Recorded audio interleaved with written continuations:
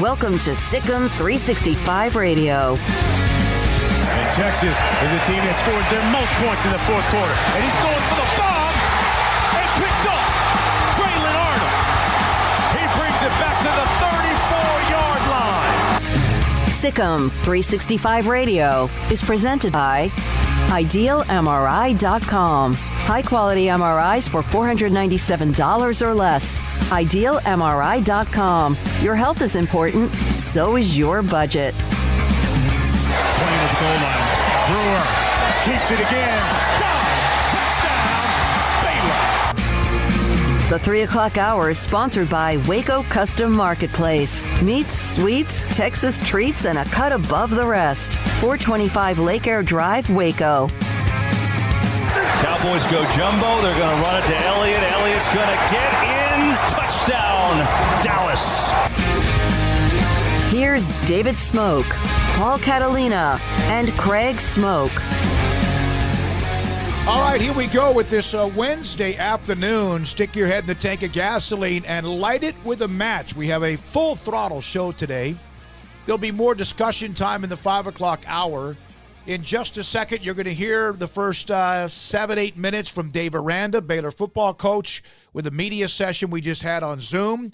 And then following that, North Carolina head football coach Mack Brown, and then former Baylor linebacker and now a man very much involved in the legal system in San Antonio, Dean Jackson. Andrew Billings at 4, Mack Rhoades at 4:20. John Machota today on the Cowboys, and a great article he wrote about CeeDee Lamb today at 5. Craig Smoke, Paul Catalina, and I'm David Smoke. Deontay Epps is here to help run the mothership. We just heard a little bit from Dave Aranda. Anything in particular about what he said? I asked the question, you'll hear in a minute, would you have taken this job had you known what you're about to face?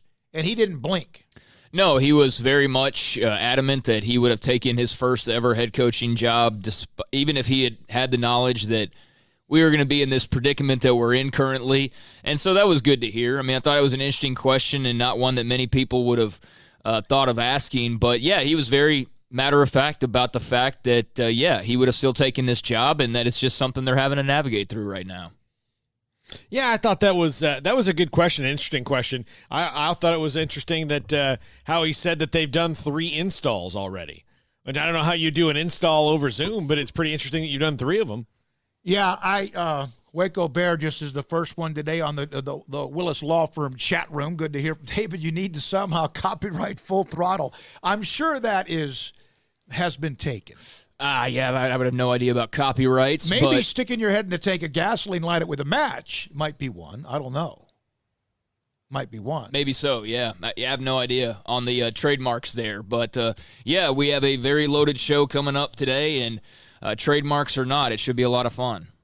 So Paul has recorded the Dave Aranda, the first 7-8 minutes. Deontay's here, helped me get all loaded up along with Paul with my second ever Zoom meeting. Yeah, and that was interesting. It was good to see Jerry Hill and John Werner and Stephen Hawkins and Nick Canizales. Yeah, a bunch of good dudes that cover. Rachel Caton was there, and of course Taylor Bryan ran what he was doing as far as weaving in and out of the questions as well. Those people were good to see. Now, all right, so Craig Smoke, Paul Catalina, this is what we'll do. We're about to play the first 3 or 4 questions asked of Dave Aranda, Baylor football coach, and following that, Mack Brown. And here's the first 4 questions to Dave Aranda. I guess first thing, how the meetings been going, the virtual meetings between the players and the coaches. Is everything going pretty smoothly?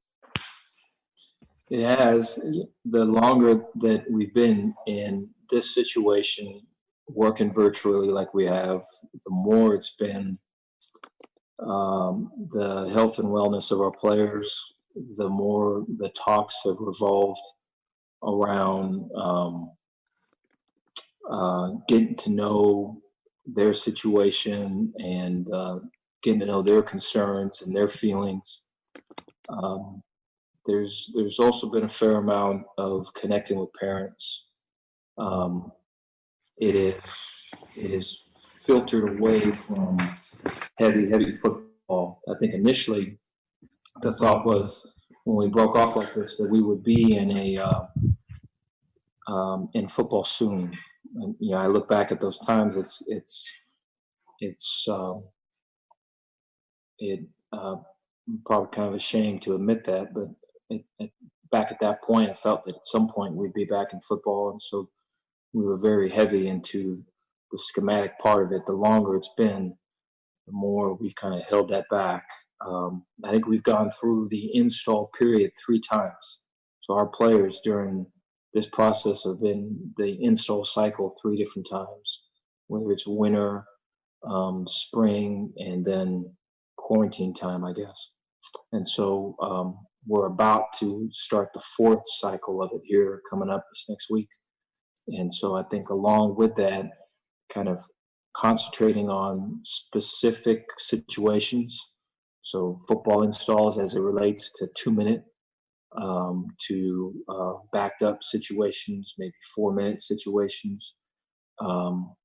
Football installs as it relates to 3rd down specific situations. So kind of highlighting it that way, and then still building on us getting to know our players better.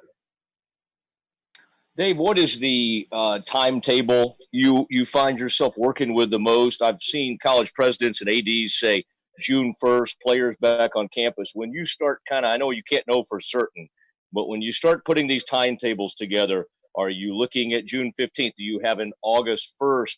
And do you have different plans that are attached to all those different contingency plans?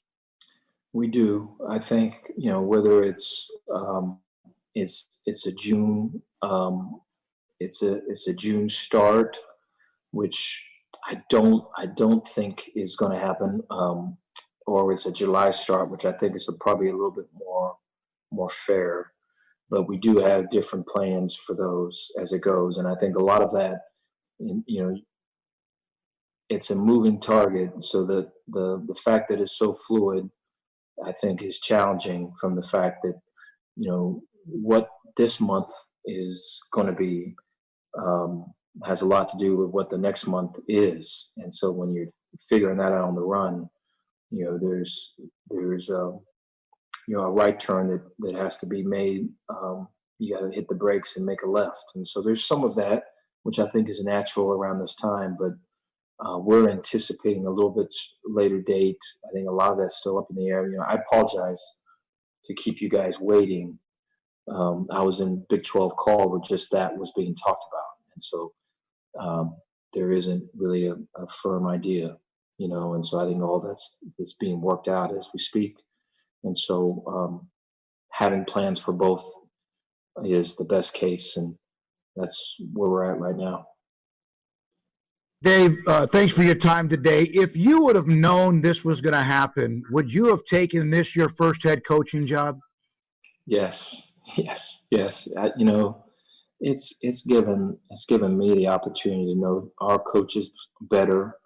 I really feel that, and our players probably better as people. The thing that you don't get is how we respond on the grass, which is in a lot of ways probably the most important thing in terms of knowing your team and knowing who you have, both as teachers and coaches and as athletes. And so, on the off the grass, though, the ability to really connect and to kind of get to know what makes people tick and stuff, I really feel we've put a lot of work into that, and I feel like that's going to pay off here at the end. We were talking, just the other day about, we're meeting with our players, and they are finishing our sentences when we're talking about, hey, on this play, if it's this look, our players can they know that, and they're finishing it for a new group with new offense and new defense. That is rare.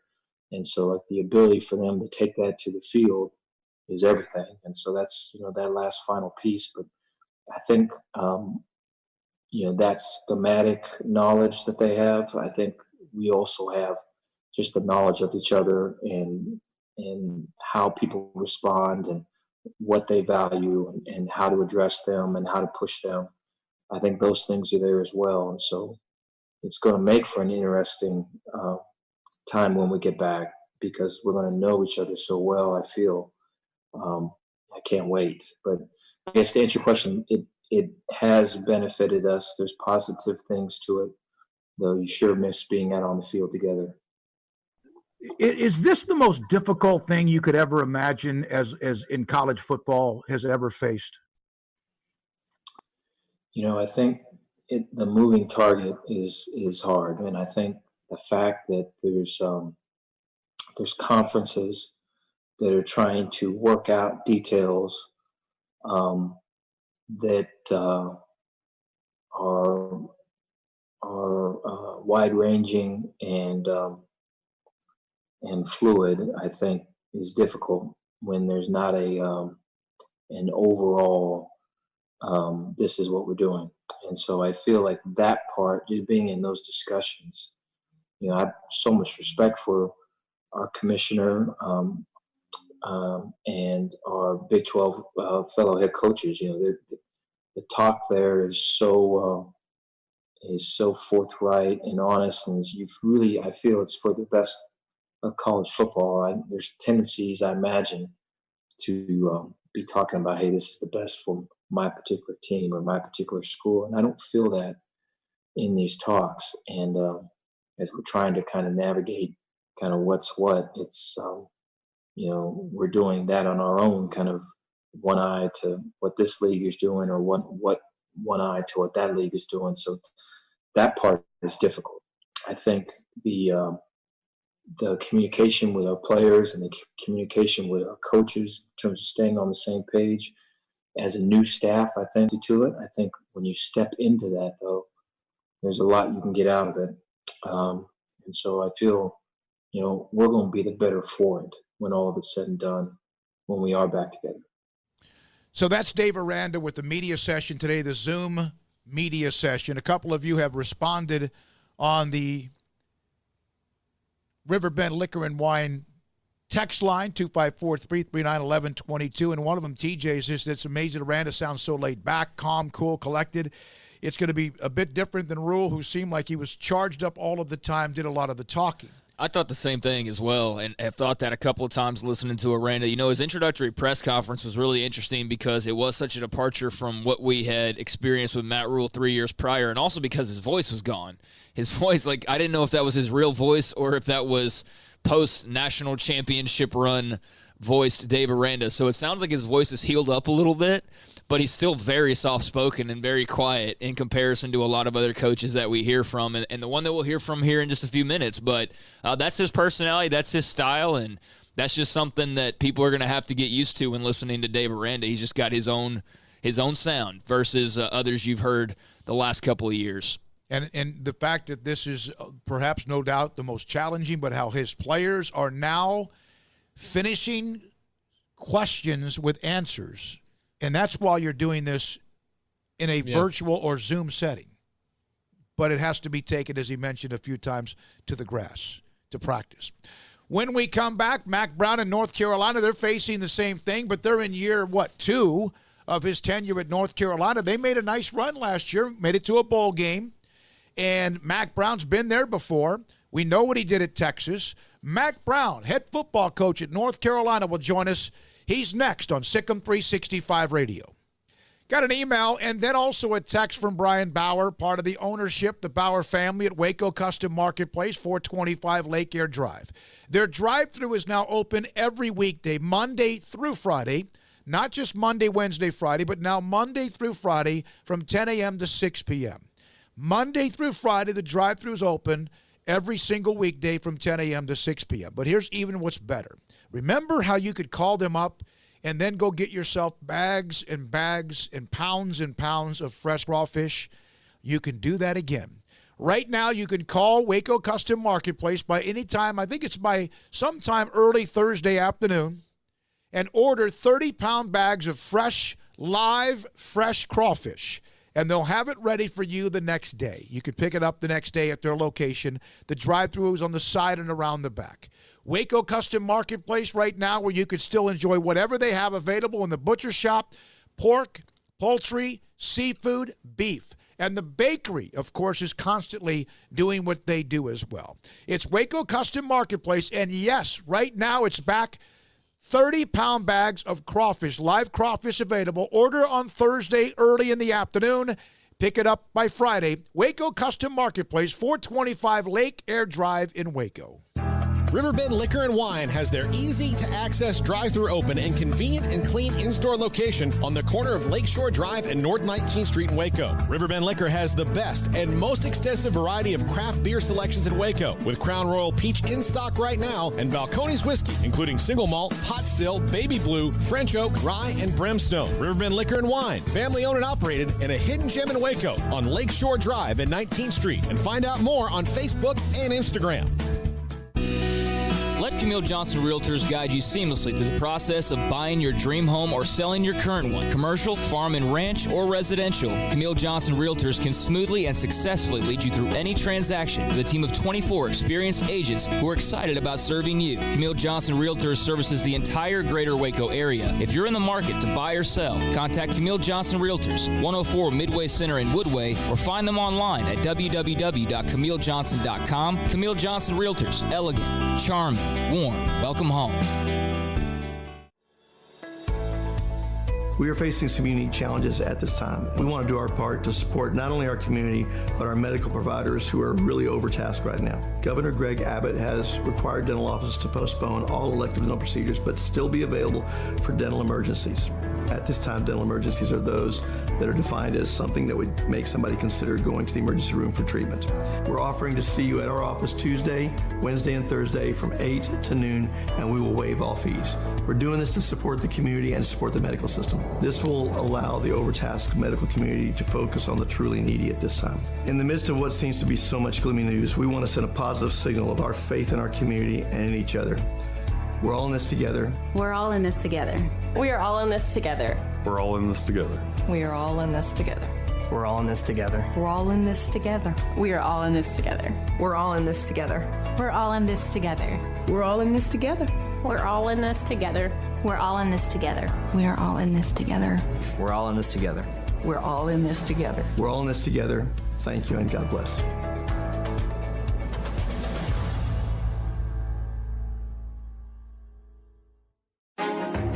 Texas board-certified personal injury trial lawyer and Baylor alum David Willis and Baylor alum Parker Willis are ready to help if you or a loved one has been wrongfully injured in an auto accident, SUV rollover, industrial accident, 18-wheeler crash, or were seriously injured by a defective product or recalled drug. Call them for a confidential and free case consultation at 1-800-GOT-HURT or visit them at texastriallawyer.com, principal office in Houston, Texas. Hi, this is Josh Hayes, head football coach at Parkview Christian Academy, and you're listening to Sikkim 365 Radio with David Smoke, Paul Catalina, and Craig Smoke. This is Sikkim 365 Radio. Taking a shot to the end zone. Climbing the ladder, Bo Corrales for the touchdown.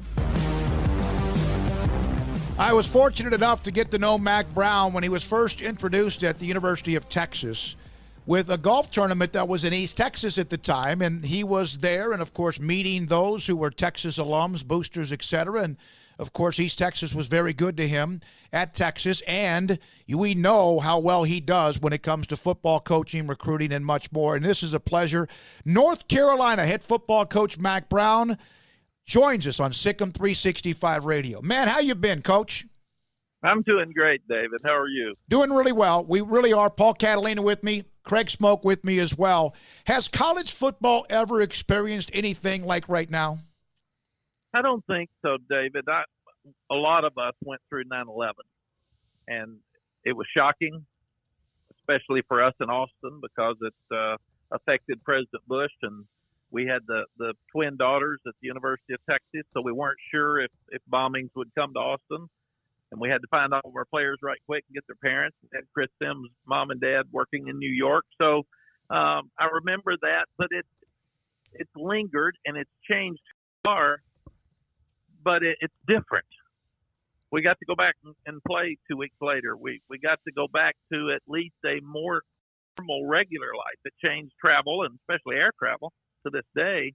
But this one's been different because so many people have lost their lives today, but this one's been different because so many people have lost their lives It's a deadly virus that we can't see. It happened so quickly. I'm sitting there on spring break getting ready to watch Texas and Texas A&M play in the Big 12 basketball tournament because I love Shaka. And they said, okay, they're pulling them off the courts. And all of a sudden, we don't have anything. We don't have sports. Everything's canceled. We're starting spring practice the next Tuesday. And in a 24-hour period, I went from having a staff meeting in the office to having a staff meeting in the office where we had to spread out 6 feet or more to going to Zoom. And we've been on Zoom ever since. So we got to be positive because that's what great leaders do. And we're all trying to take care of ourselves and our families. The first responders are unbelievable. The healthcare workers, this is National Nurses Day. It's amazing that they put their lives on the line, not their jobs, their lives every day, and we're told to stay away from it. So it's just a crazy time, and I think we're all going to have to adjust to a new normal. Our chancellor said the other day, David, what we're doing is we've got to reimagine new normal life because it's going to change. Is this a little bit easier to take in year 2 with a new? I mean, it's a new old school for you because you've been there before, but in a staff knowing each other and being able to roll in with the roster you have and having seen them than if this was your first year at North Carolina? Absolutely. It's for guys like Dave that just got to Baylor, you're learning your staff, you're learning your players' names. It'll hurt us because we didn't have any spring practice. We moved spring practice back 2 weeks from our norm so we'd get stronger, and then don't get spring practice or get stronger. So that's a great decision by me. But then you start looking at a team like us. We needed to evaluate a lot of kids on our team. We needed to see a lot of kids that we were thinking about offering in spring practice, high school kids, but we weren't sure yet. We need to get them in camps and see. But at the same time, 8 of our 10 coaches are back. The coaches have done an unbelievable job leading from home, from Zoom. And it's never been more important than to have a great staff that you trusted and are on the same page with now. So I'm really lucky. Most of our team's back. We lose 3 or 4 guys on defense that were really good players. But we had 13 early enrollees come in. We didn't get to see anything from them. So it'll affect us. It shouldn't affect us as much as first-year coaches. Mack, you have been known for a very long time as a great recruiter, and right now you guys are having a lot of success. You had tremendous amounts of success in recruiting at Texas, and you just brought up kind of not being able to evaluate prospects right now and all that. But just in terms of recruiting in general, where did that come from for you? How did you kind of learn the ropes, and when did you get the sense that you were going to be pretty good at getting into mom and dad's homes and talking to prospects and trying to get them on your campus? You know, I was raised by a grandfather who was a very successful high school coach. And he liked people. He was passionate about people. He was passionate about the game of football. So I was lucky enough to get that from him. And to me, evaluation's hard because you're taking now freshmen and sophomores and trying to project what they're going to look like at 21 years old. And none of us really know what that means. And we're forced to do it. It's changed to that point. But I love interacting with recruits. I love trying to figure out which ones fit our place, because if you can figure out who fits your place, they're smart enough, they're usually going to want to come. And one of the keys to recruit is you don't want to be second on a kid. You'd rather be fifth and lose him way early than be second and lose him late, because when you lose him late, you lose 2 other guys that you might have gotten in that position. So I think the fact that we're honest, we're direct, and we tell the prospect exactly what we can do for him, where he fits in our program and how we're going to use him, and then we tell him what he can do for us. And that's just that's the way we do it. And we try to get kids that we like. I talked to Bo Schembechler a long time ago, guys, and he just got through coaching. He was working with ABC, and he came to do a game in North Carolina, and we went to dinner. And I said, Coach, I can't figure out who to take at the end. How do you? Which ones do you take? Man, I can't figure it out. It just confuses me. And he said, that's easy. They're all good enough, or you wouldn't be recruiting them. He said, take the ones you like. Because if you like them, they're going to like you.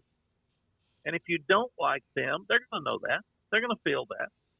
And they're not going to like you, and they're not going to play hard for you in the fourth quarter. So he says, you need to take players who want to please you, and that way you'll end up winning a lot of games late. You obviously have had so much success. One of the first things I was able to, in the background, kind of watch that Rose Bowl, the replay, Southern Cal in Texas, which is perhaps the greatest game, greatest moment in college football history at the end. But when you were out of the game, you still were in the game because you were an analyst, a studio, and also a part of college football. Was there any part of you at all that doubted that you could go back and win again? No. It was never in question. The question was, would I? Would I have the opportunity, number one, that I wanted? Because I wasn't going to coach in a place that I didn't think I fit. And some people asked me to do that, and I knew more about me than they did. So I either didn't want to live there, I didn't want to go there, or I didn't think I fit there, or I didn't think I could win there. And with who I was. So I didn't know that it would happen. And then Sally and I sat down, my wife, and we picked out a couple of places that we would consider if they called us. Some of them called and didn't like us. Some of them we didn't like after we talked to them. But we came back for the Hall of Fame. We went back to Texas and had a wonderful turnout. Chris Del Conte threw a heck of a party for us with all of our ex-players and coaches, and it was a real fun night. Came back to Appalachian State, came back to Tulane. Well, when we came back to North Carolina, we had a huge crowd of ex-players. And that was 2 August ago. And we had a blast. And all the players talking about the time that we had here. Well, we love Larry Fedora. And Larry's now, he's a great coach and a better person. The people in Waco are so lucky to have he and Christy and their kids. And Larry had a long-term contract. We didn't want Larry to leave. But Sally said, you love this place, you love these kids. If Larry ever leaves and they ask you, you ought to come back and coach here. Well, Larry leaves. Then they call, and I was actually on the set of Who's In. I think I just picked Oklahoma to be one of the 4 teams in and made everybody in the state of Texas mad. And somebody said, well, you've done that before, so that's no big deal. They can be mad at you. But Bubba Cunningham said, we want you to be the coach at North Carolina. And I said, Sally was in Austin. I was in New York or Bristol. And I said, Bubba, I'm not going to interview for a job. I'm past that. He said, no, we want you to be the coach. And he said, we want you to come now. And I said, well, let me ask Sally. And I told him, you didn't win enough games, so that's on you too, Bubba. I mean, this is a whole process. You got to pick it up here and make sure we can have the facilities and the money to win. And I called Sally and I said, she had said I could coach in Hawaii with humor. I could coach in the Bahamas. I said, they don't even have football. And she said, well, we'll start a team, the Bahama Iguanas. Or she said, you can coach in Chapel Hill. So I said, sweetie, they just called from Chapel Hill and offered us the job. And you said Hawaii. You said Bahamas. You said Chapel Hill. What do you think? And to her credit, she said, let's do this thing. Wow. I got home at 10 o'clock that night, and we were on a plane the next day at 3 headed to Chapel Hill. And she said at the Hall of Fame dinner, she saw the gleam in my eye being back around those kids. And she said, you love TV, you love football, but your passion is the kids. And that's why this is what you need to do. This is what you do best. So go back and do it. And we just had a real wonderful year and a half, but that's even made this harder because we came back to be around the kids and now we can't.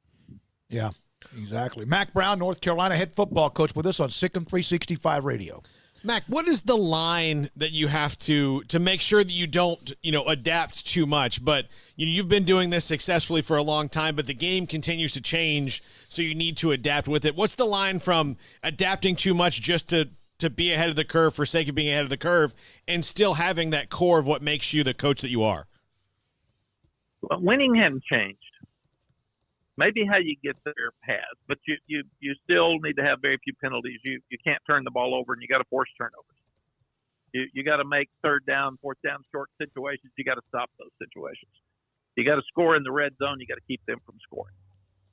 The kicking game, field position is important. So all of those things that Coach Nalen wrote down many, many years ago are still there. It's just the way that we have to get to it. So what I did is I hired a guy that I thought was running an offense very much like Lincoln Riley at Oklahoma, because he had some Cliff Kingsbury stuff in there, some Mike Leach stuff in there, but he had the power running game. And I'd coached against Mike and Cliff and Lincoln for so many years.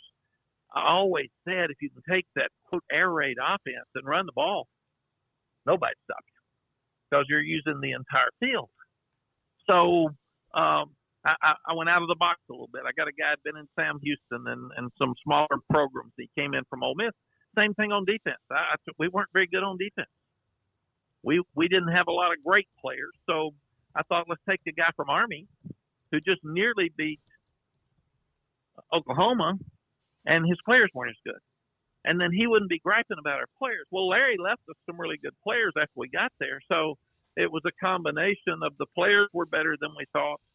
Larry I think he had 15 or 18 injuries the year before, so we were lucky we were healthier. But these guys are innovative. In fact, Jay Bateman, our defensive coordinator, is really close friends with Coach Aranda, and they talk all the time because they're doing a lot of similar things that he did down at LSU. So we're trying to be more innovative. We're trying to beat some people right now that have better players and more experience than we do. And to do that, you got to get out of the box a little bit. You just can't be you. And that's a fun thing for me. It's a fun thing for me to keep evolving in football. And it was one of the things that I really enjoyed in my 5 years in TV. I got to see everybody practice. I got to see so many games. I sit there and watch 24 games on Saturday. I could actually give an opinion and nobody cared. So it wasn't like being the head coach at Texas, where quite a few people cared when you said something. So it was fun, and I think it put me in a position to be rested, to have my energy back, to see 5 years of ideas and things, different ways to do things, and see all the coaches out there. So it really helped me prepare for this. Mack, your final regular season game at Texas was the Floyd Casey finale, the Big 12 title game. You fell to Baylor in that game, and people of Waco still talk about that being the coldest day that they've ever experienced. I was just curious. I know you were locked in on the game, but do you have any memories whatsoever of that game, Baylor and Texas, back in 2013? It was. I think it was a 3-point game or tied at halftime, and the winner of the game wins the conference championship. And we came out and they played a great second half, and we turned the ball over too much. So I do remember that, but I do remember it being really, really cold.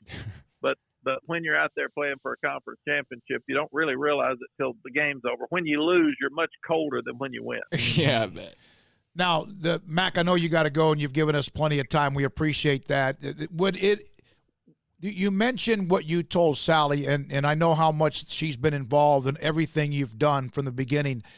Was going back to a place you knew already, is that was the lure there, because you at least knew where everything was, even though things maybe had changed while you were gone? David, it's a great question, and I think it's the fact that we loved living in Austin, and we had friends. We loved living in Chapel Hill. We didn't leave Chapel Hill. We went to Austin. And it was just at a time where they just changed ADs here, and Coach Royal was asking me to come. So we didn't want to leave Chapel Hill. It was probably the only place we would have left Chapel Hill for. And in coming back and looking at it after a year and a half, this is probably the only place we would have coached again. Mm-hmm. We didn't know that. And Coach Vermeil told me never to tell anybody you're not going to coach again, because you don't know that. You don't know what you'll do if you're asking. You don't know who's going to ask. So what we found in being back, because this is where our kids were raised and we had a lot of friends. It's where we met. We had great success here as we were leaving. And we kept a house in the mountains of North Carolina. So most of the top boosters, we've been around for the last 22 years. And especially the last 5 years. We would go up there in June because I really didn't want to be in Austin during football season and be a distraction for the coaches that were there. So we'd go to the mountains of North Carolina from June to October. So what we found in coming back, David, is not much has changed here. So I know what the university is looking for. I know the top boosters. We just got a huge gift on Monday that's unbelievable for us. We got a $15 million gift back in February for football only. We got one Monday bigger than that one. So people are being so generous. So we were able to rekindle friendships with a lot of people that we love, and then you make new friends. And a lot of the high school coaches are the same, or their sons are coaching, or the dads are the assistants, or are now the old coaches, now the superintendent or the principal or the athletic director. So it has been the easiest move that we could have possibly made. And I think it's mostly because of the success we had when we left and the familiarity that we have with the place.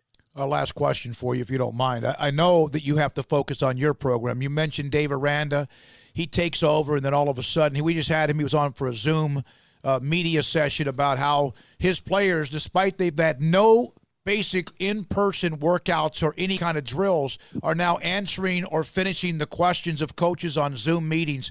How difficult would it be? And your thoughts about him, his first head coaching job, following what Matt Rule did at Baylor? Yeah, well, Matt Rule is one of my favorites, and not just because of Baylor. In fact, I'm a little surprised when you said Sick'em Bears show or something. I never thought I'd be on that show. So that's a little bit different for all my Baylor friends.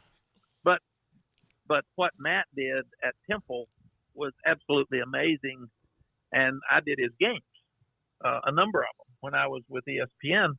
And then when he was hired, I thought, boy, that's out of the box. That's a strange hire. And then he didn't do well early, but he was so smart. He hired high school coaches from Texas. He got familiar with the place, and he became the place. And that's what you've got to do. I don't know Dave near as well, but I've always admired what he does. He would have been a guy that if I could have afforded him, I'd have hired him. Everybody else would have, because he's one of those guys right now that's doing better things defensively than anybody else in the country. And he's got a great personality, and he's a good guy. And Matt ran a clean program, and Matt's going to have really good kids that are busting their tail in that program. So it's going to work. And Matt would have brought in smart kids. So that's what we're finding is in some weird ways. You can't get as many things done on Zoom as you could on the field. I mean, that's obvious. But the people that are being the most creative and the people that are having their kids learn the most through these creative ways are going to separate from some others when they get back. Mm-hmm. And that's why this is so important right now. We're having meetings with our players that probably having better meetings right now than we would have had if they were in school. And we're having all of our offense meet together. You didn't do that as much when you were there. We're having more time with our offensive coaches just to study. In fact, we're having to be careful that we don't start making up new things and put too much in because we've got so much free time. So I do think that we're all going to learn on the backside of this horrible time. We're all going to learn how to do some things better and communicate via Zoom. Remote is going to be a way. Maybe we won't have to spend as much time in the office as we crazy coaches have done all of our lives. Maybe we won't have to have the kids come back for a meeting at the office when you can get them on Zoom and talk to them from their apartments about a practice situation that came up. So I think in a weird way, Dave's really right that the kids are having to they're incredible with what they're doing right now. Because they're taking this awful situation and they're trying to turn it into a positive. We had a kid the other day that was running sprints in the hallway of his apartment complex because there was a storm outside. We've got kids that can't get to a weight room, and they're putting sand in a backpack, or they're putting books in a backpack to run and do their sit-ups and stuff. So the kids have been absolutely amazing. Mack, thank you very much. We launched this new show on April the 6th. We're in our 5th week, episode 18. No, I'm sorry. What is it, Craig? It's 23. 23. And thank you for being a part of the show. Wish you the best of luck and always appreciate your friendship. Well, thank you, David. It's been a friendship for a long time. I've always admired and appreciate you. And I guess it may be good that everybody's forced to go home and listen to you. So that's the new show. Yeah, exactly. You have them captured, my man. They can't get out. It's their worst nightmare. Yeah. It's absolutely. I know that was a compliment, and I appreciate it. Thank you. It was. Good luck, man. Thank you guys Thank for you. having me on, and may everybody stay safe and healthy. You too. That's North Carolina head football coach Mack Brown. There were a couple of times when he was at Texas, and I got to know him, and he had come on the show in Tyler, and there's no question he knew where a lot of the talent was. But there were a couple of times I left him a voicemail and said, you just went into Lincoln and did what you did and just broke my heart. And he would always respond to me.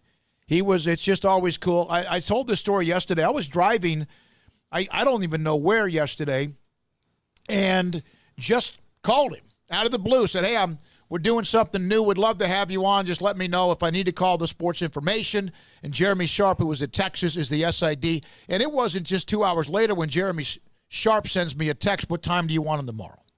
We appreciate Mack Brown, head football coach at North Carolina. I had to ask him about the 2013 game, knowing it's probably not a great memory, because that was sort of his, you win and you may keep your job. Because how are you going to fire somebody who wins a Big 12 title? Mm-hmm. And that game was awfully close for far too long, I think, for the comfort of a lot of Baylor fans. The second half, it exploded, but that first half was very nerve-wracking. But I had to ask him about that, and, he's a class act. He really is. I'm not the biggest Texas fan in the world, but I have nothing bad to say about Mack Brown. But, and he's a fellow Florida State Seminole, by the way. I'd like to just note that every time we have him on. But you could tell, though, some of the things he said about Austin, that he's kind of – that maybe he's over being out of there, because it's a pressure cooker. Yeah. And he's one of only 2 guys to do that job at an elite level.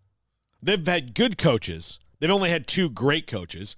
And part of that is because that's a really, really hard place to be successful, because of the slightest little thing can set the fans off for no reason. Even winning is not enough in certain cases. So 3:43, when we come back, he played linebacker at Baylor. He's now one of the best when it comes to legal as an attorney in San Antonio. Former Groveton Indian, Baylor Bear, Dean Jackson, next on Sikkim 365 Radio. Are you in the market for a new home, or are you trying to sell the one you got? Are you looking to upsize, downsize, whatever? You'll need a realtor in your corner that can guide you through everything you'll encounter. You need somebody who's going to listen to you. You need somebody who's going to hear what you really have to say, who's going to also be fun to deal with as you're going through and looking at houses. Well, that's my friend Lance Donaldson and the Donaldson family team, brokered by eXp Realty. Let them be your go-to source as you search for that perfect home. Give Lance a call. 254-214-3713 or online at lancedonaldson.exprealty.com. Lance is a fantastic guy. One of the best listeners you're ever going to meet. He's going to hear everything you have to say. He's going to take that in, and he's going to look around and find you places that fit your needs. He's not going to take you someplace that you don't want to see just because it's got a high price tag. That's not him. He's not just trying to do that. He's trying to find you that perfect home. Again, give Lance a call, 254-214-3713, or online, lancedonaldson.exprealty.com. Live crawfish is back. The 30-pound bags of live crawfish, as delicious as you can imagine, back at Waco Custom Marketplace at 425 Lake Air Drive in Waco. $3 a pound, 30-pound live crawfish bags are available. You order by Thursday at noon. You can pick up your customized order anytime on Friday afternoon until 6 p.m. And The drive-thru now open at Waco Custom Marketplace Monday through Friday from 10 a.m. to 6 p.m. You can still order what you want from their butcher shop, including beef and poultry, seafood, and also pork. And, of course, their bakery. You can order from their bakery. You can go online, WacoCustomMarketplace.com, or go by the drive-thru. Waco Custom Marketplace, live crawfish available Monday through Friday, 10 a.m. to 6. Our communities are facing unprecedented times. At Boozer's Jewelers, we care about you and your family. If you're like me, your home has unwanted or unused jewelry lying around. They can have value, and that means we can turn that jewelry into instant cash. This is a great way to get the most value from your unwanted jewelry. At Boozer's Jewelers, we buy all kinds of unused jewelry. So give us a call and let us give you peace of mind and cash for your unwanted or unused jewelry. Sikkim 365 Radio is presented by IdealMRI.com. Ideal MRI is a small family business right here in Central Texas. We're open to support our community through this crisis. When you need an MRI, ask your doctor for an Ideal MRI. Visit us at IdealMRI.com or call us at 833-IDEAL-MRI. One size fits all. That may be all right for an adjustable belt or cheap sunglasses, but when it comes to your financial needs, no one wants a one-size-fits-all strategy. Ben Erlinson, your Edward Jones financial advisor, knows that his most important goals are yours. That's why he takes the time to understand your needs, knowing you. That's how Edward Jones makes sense of investing. Ben Erlinson, 100 North 6th Street in Waco, 254-759-8533. Edward Jones, member SIPC. Hey, this is Bryce Petty, former starting quarterback and two-time Big 12 champion, and I know firsthand the importance of being in top shape both on and off the field. So listen up, men. If you're feeling beat down day in and day out and looking for that high-performance edge that separates the men from the boys, then look no further than the Petty Clinic Low T in Waco. Petty Clinic is a comprehensive men's healthcare clinic with an atmosphere catering to men. Board-certified Dr. Kent Petty has a special interest in offering the highest quality medical care to men of all ages. Some of the services offered include screening and treatment for low testosterone or thyroid, infertility, high blood pressure, diabetes, high cholesterol, sleep apnea, while offering comprehensive wellness exams and complete men's health lab panels. High performance men, remember, it's not just a Petty thing. This is Bryce Petty, encouraging you to reach out and Google search Petty Clinic Low T or go to pettycliniclowt.com and get your complimentary lab screening today. This is Sikkim 365 Radio. This segment on Baylor Athletics on Sikkim 365 Radio is brought to you by Richard Carr Buick GMC Cadillac, located at the Imperial Drive exit off Loop 340 in Waco. Proud supporters of all Baylor Athletics. He's a former Groveton Indian, Baylor Bear linebacker, and now somebody very much in a tremendous position in San Antonio when it comes to an attorney and what he does every single day. Dean Jackson joins us. Paul Catalina, Craig, and David Smoke on Sikkim 365 Radio. How you been, Dean? Oh, my gosh. That's way too much, but doing great. How are you guys? Doing really well. How has this affected your career right now? How has what we are in affected what you can do or not? In all honesty, I think this COVID-19 has completely affected the way that we're going to practice law for the rest of my life, at least. We're doing things remotely, figuring out how we can communicate with our clients, our staff on a daily basis and on a regular and continuous basis in order to effectively serve our clients. It is truly going to impact the way that we do things in the legal field from here on out, as far as my lifespan is concerned. Have you had to go to court at all during this 8 weeks now? I have not. I've had some Zoom hearings, but other than that, and I've also had some depositions by Zoom. And what's funny is you have to have your client in one, and you have to be in another room, or you have to effectively sit 6 feet apart in our conference room, and then you get reverb, which doesn't really translate to what you're trying to do because it's just difficult. But you know what? We're finding a way to deal with it, and we're finding a way to get through this. And quite frankly, Paul, I'm going to tell you, I hope it doesn't go back to the way it was, because I can be so productive and get so much stuff done between 5 o'clock in the morning to 8. And normally, you're taking the kids to school, because I have an 11-year-old Jet, and I have a daughter who's 15 years old, Kate. And we're dropping off at school, and we're spending time driving, and we're not working, or we're not spending family time together. Let me tell you this. And I grew up in a small town, as you know, in Groveton, Texas, has 1,000 people, and quite frankly, I don't know who in the hell they're counting. But they're all Horace family. They're all a part of the Horace family. Hey, that's exactly right. You got Michael Horace. Yeah, that's right. Or Rodney Thomas. I mean, you guys remember him, right? Oh yeah. Oh yeah. Yeah. Well, hey, he's one of the best, and was one of the best. Sorry. And I had to drive down my road to my cul-de-sac. I had to blow my horn to get kids out of the road. Look, I haven't had to do that in forever in San Antonio. And now you have these kids that are running around and throwing football to baseball. You know why? Because they can keep 6 foot apart, and that's okay.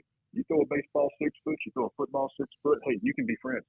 And it was so refreshing to see that, because I've not seen that since I've been here. And there's good things that are going to come out of this. There truly are. And you see the good in people too. You see people helping people. You see kids walk across the street, your neighbors you've never met. People aren't honking anymore. So I mean, there's going to be great things that come out of this. I know it's a difficult time, but we're really going to, as a nation, we're going to see good come out of this, and I believe that with all my heart. You mentioned Rodney Thomas, and obviously I want to speak about your time at Baylor and many of that as well. But he is. I mean, those 2 years back to back, 16-0, and I don't know this because I can't remember.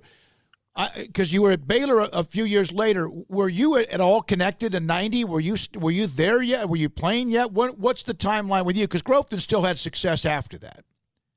Played on the state. I played on 2 state championship teams. Okay. My sophomore year, I was the starting inside linebacker, starting tight end. Rodney was the starting tailback. Off of that team, Paul, we had, and I'm telling you this because I graduated with 42 kids. I doubt that Rodney in his class graduated with many more kids than I did.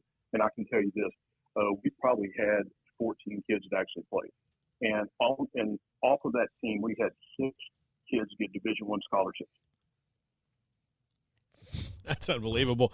Hey, Craig, let that resonate for a minute, because think about that. I mean, the ratio of that getting Division I scholarships, and I can name them off right now. You got Gerald Farley, yep, Charles Cockrell, me, Anthony Washington, and who was the kid that played at Oklahoma, or was that later on? He was he might have been earlier or later on. No, that's Gerald Farley. Yeah. Okay. And, yeah, and I know where you're going with that. So so you had Gerald, me, Charles, Anthony.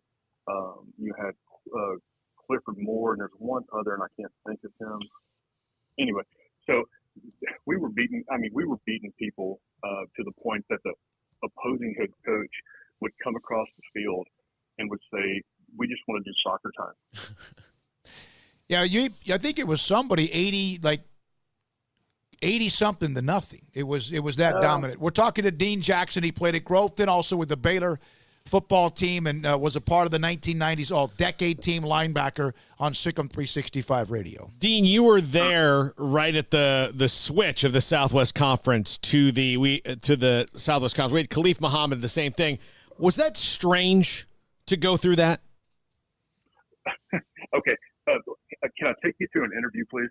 So I was on an interview with I forget whatever stupid newspaper it was from Nebraska, but they called down and I had to do this telephonic interview, And so they said, is it hard going from the Southwest Conference to the Big 12? I said, okay, well, let's juxtapose Rice, TCU, Houston, and let's throw in two of the best running attacks in the history of the game.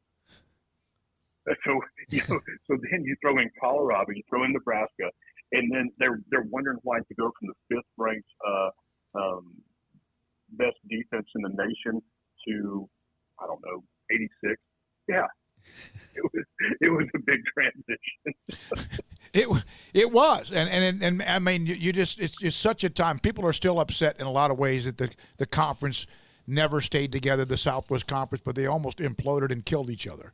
You know, it just got to the point where that happened. You were injured in your career and could not play again. You won, I think it was the Bobby Jones Award for what you did, your courage and what you meant to the football program. What did that mean to you? Man. At the time, it was because, of course, you go through, you can't play again, and you're not going to be able to be the same person or identify yourself as a football player, so you have to re-identify yourself. And it's pretty difficult to, especially as a young kid, do that. But let me tell you a story. So I didn't know I was going to win that. Everybody else did. So I'm in the press box, and I get my name called, and everybody starts clapping. Well, all the people that were in the press box, because I was doing kind of this, and I'm doing air quotes right now, GA thing, and I have to walk down and Floyd through all these people and truly embarrassed. And I thought, man, this is such a piss poor thought out deal. This is just so. And because I've got, I'm embarrassed, and nobody told me about it. So I walk down, I get the award. But then when I walk back up, everybody's shaking my hand. It was truly emotional for me. And it still is to this day, as you can tell. Yeah. There was, people that were standing up, shaking my hand, thanking me. So, it was a day I'll never forget. One more thing, Dean.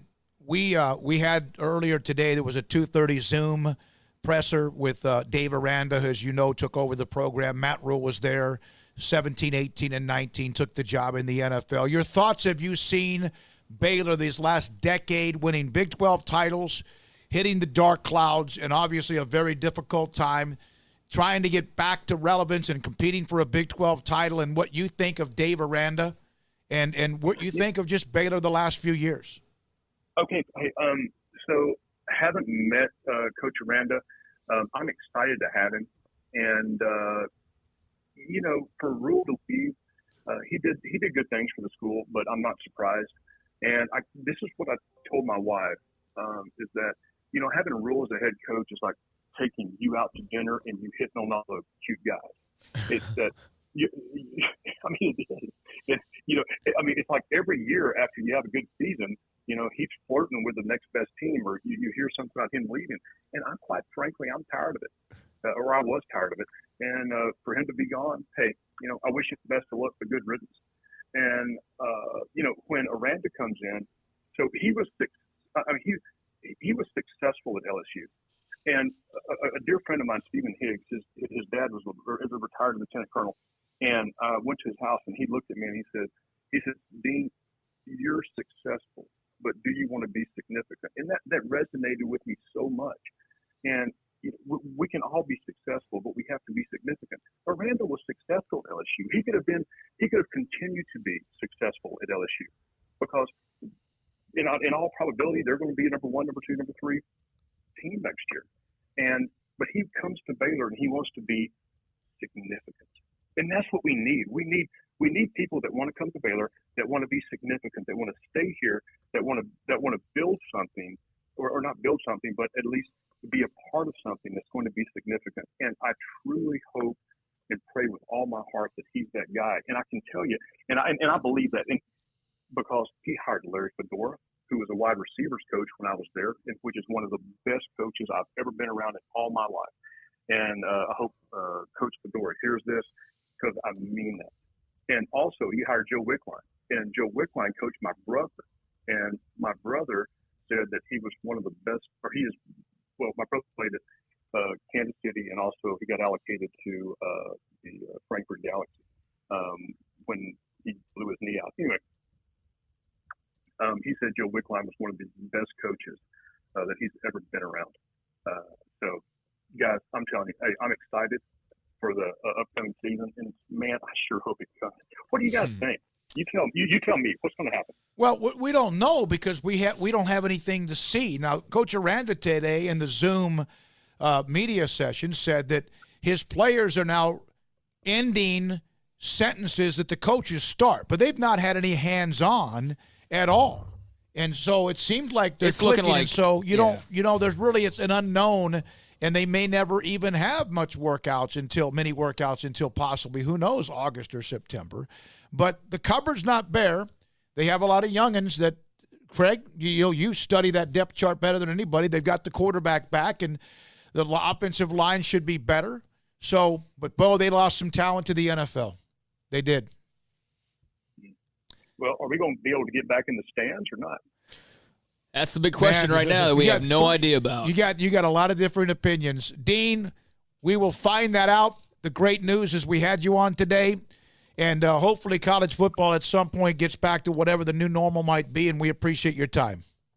Hey, thanks, guys. That's Bye-bye. Dean Jackson, San Antonio. Is from Groveton High School, played at Baylor, a decade team in the 90s, and with us on Sikkim 365 Radio. Up next, part of the Cleveland Browns, Waco High, Baylor's Andrew Billings on Sikkim 365 Radio.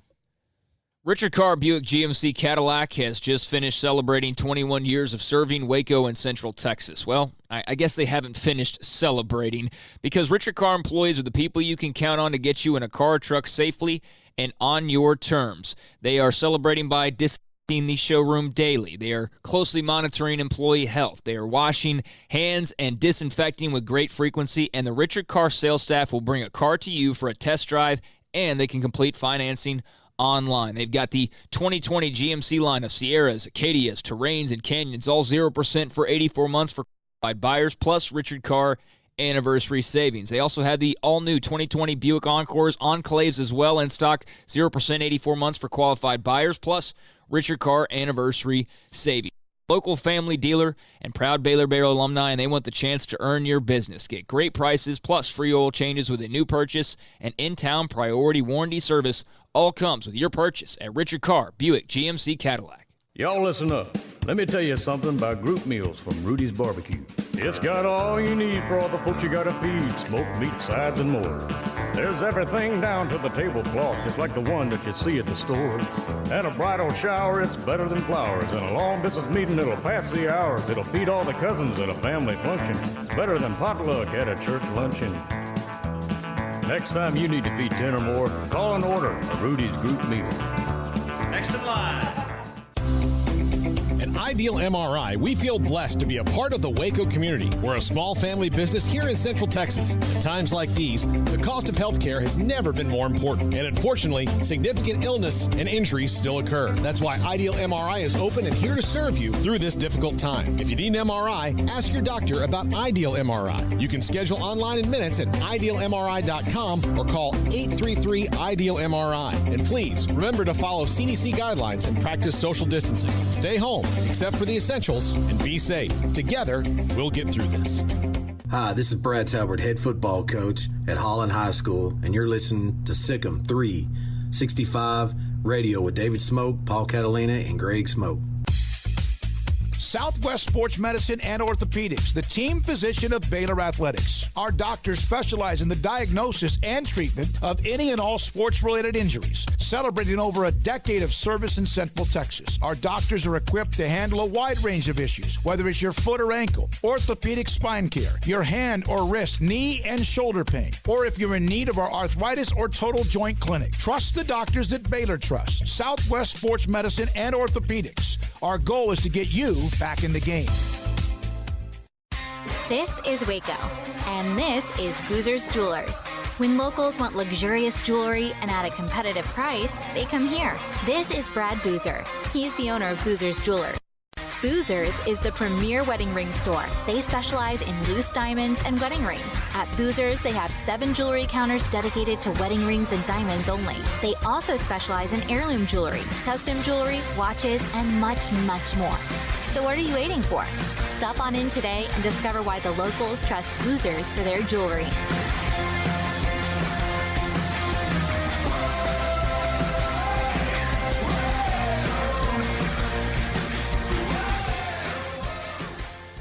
Waco, Texas, a place with its own unique history and a future bright with promise, full of remarkable growth and opportunity. And what makes it all work is its people, families, raising children, growing businesses. Wacoans are hardworking with a passion for what's next, and we're proud to be from here, helping Waco to grow and prosper. We are the First National Bank of Central Texas. Familiar faces making local decisions. Member FDIC and Equal Housing Lender.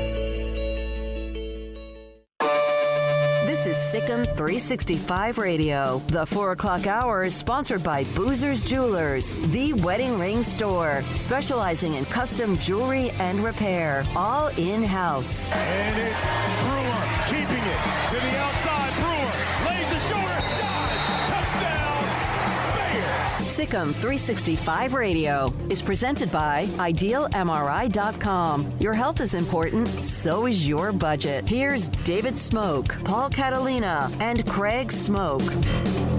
Thanks to Mack Brown, Dave Aranda for the first hour.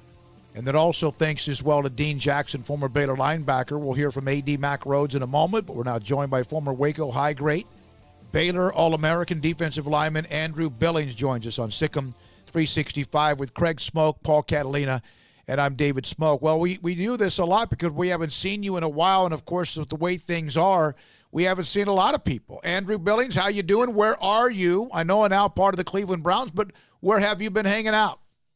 Yeah, I'm doing pretty good. I'm still in northern Kentucky, though. So you're a guy who lifts a lot of weights, Andrew.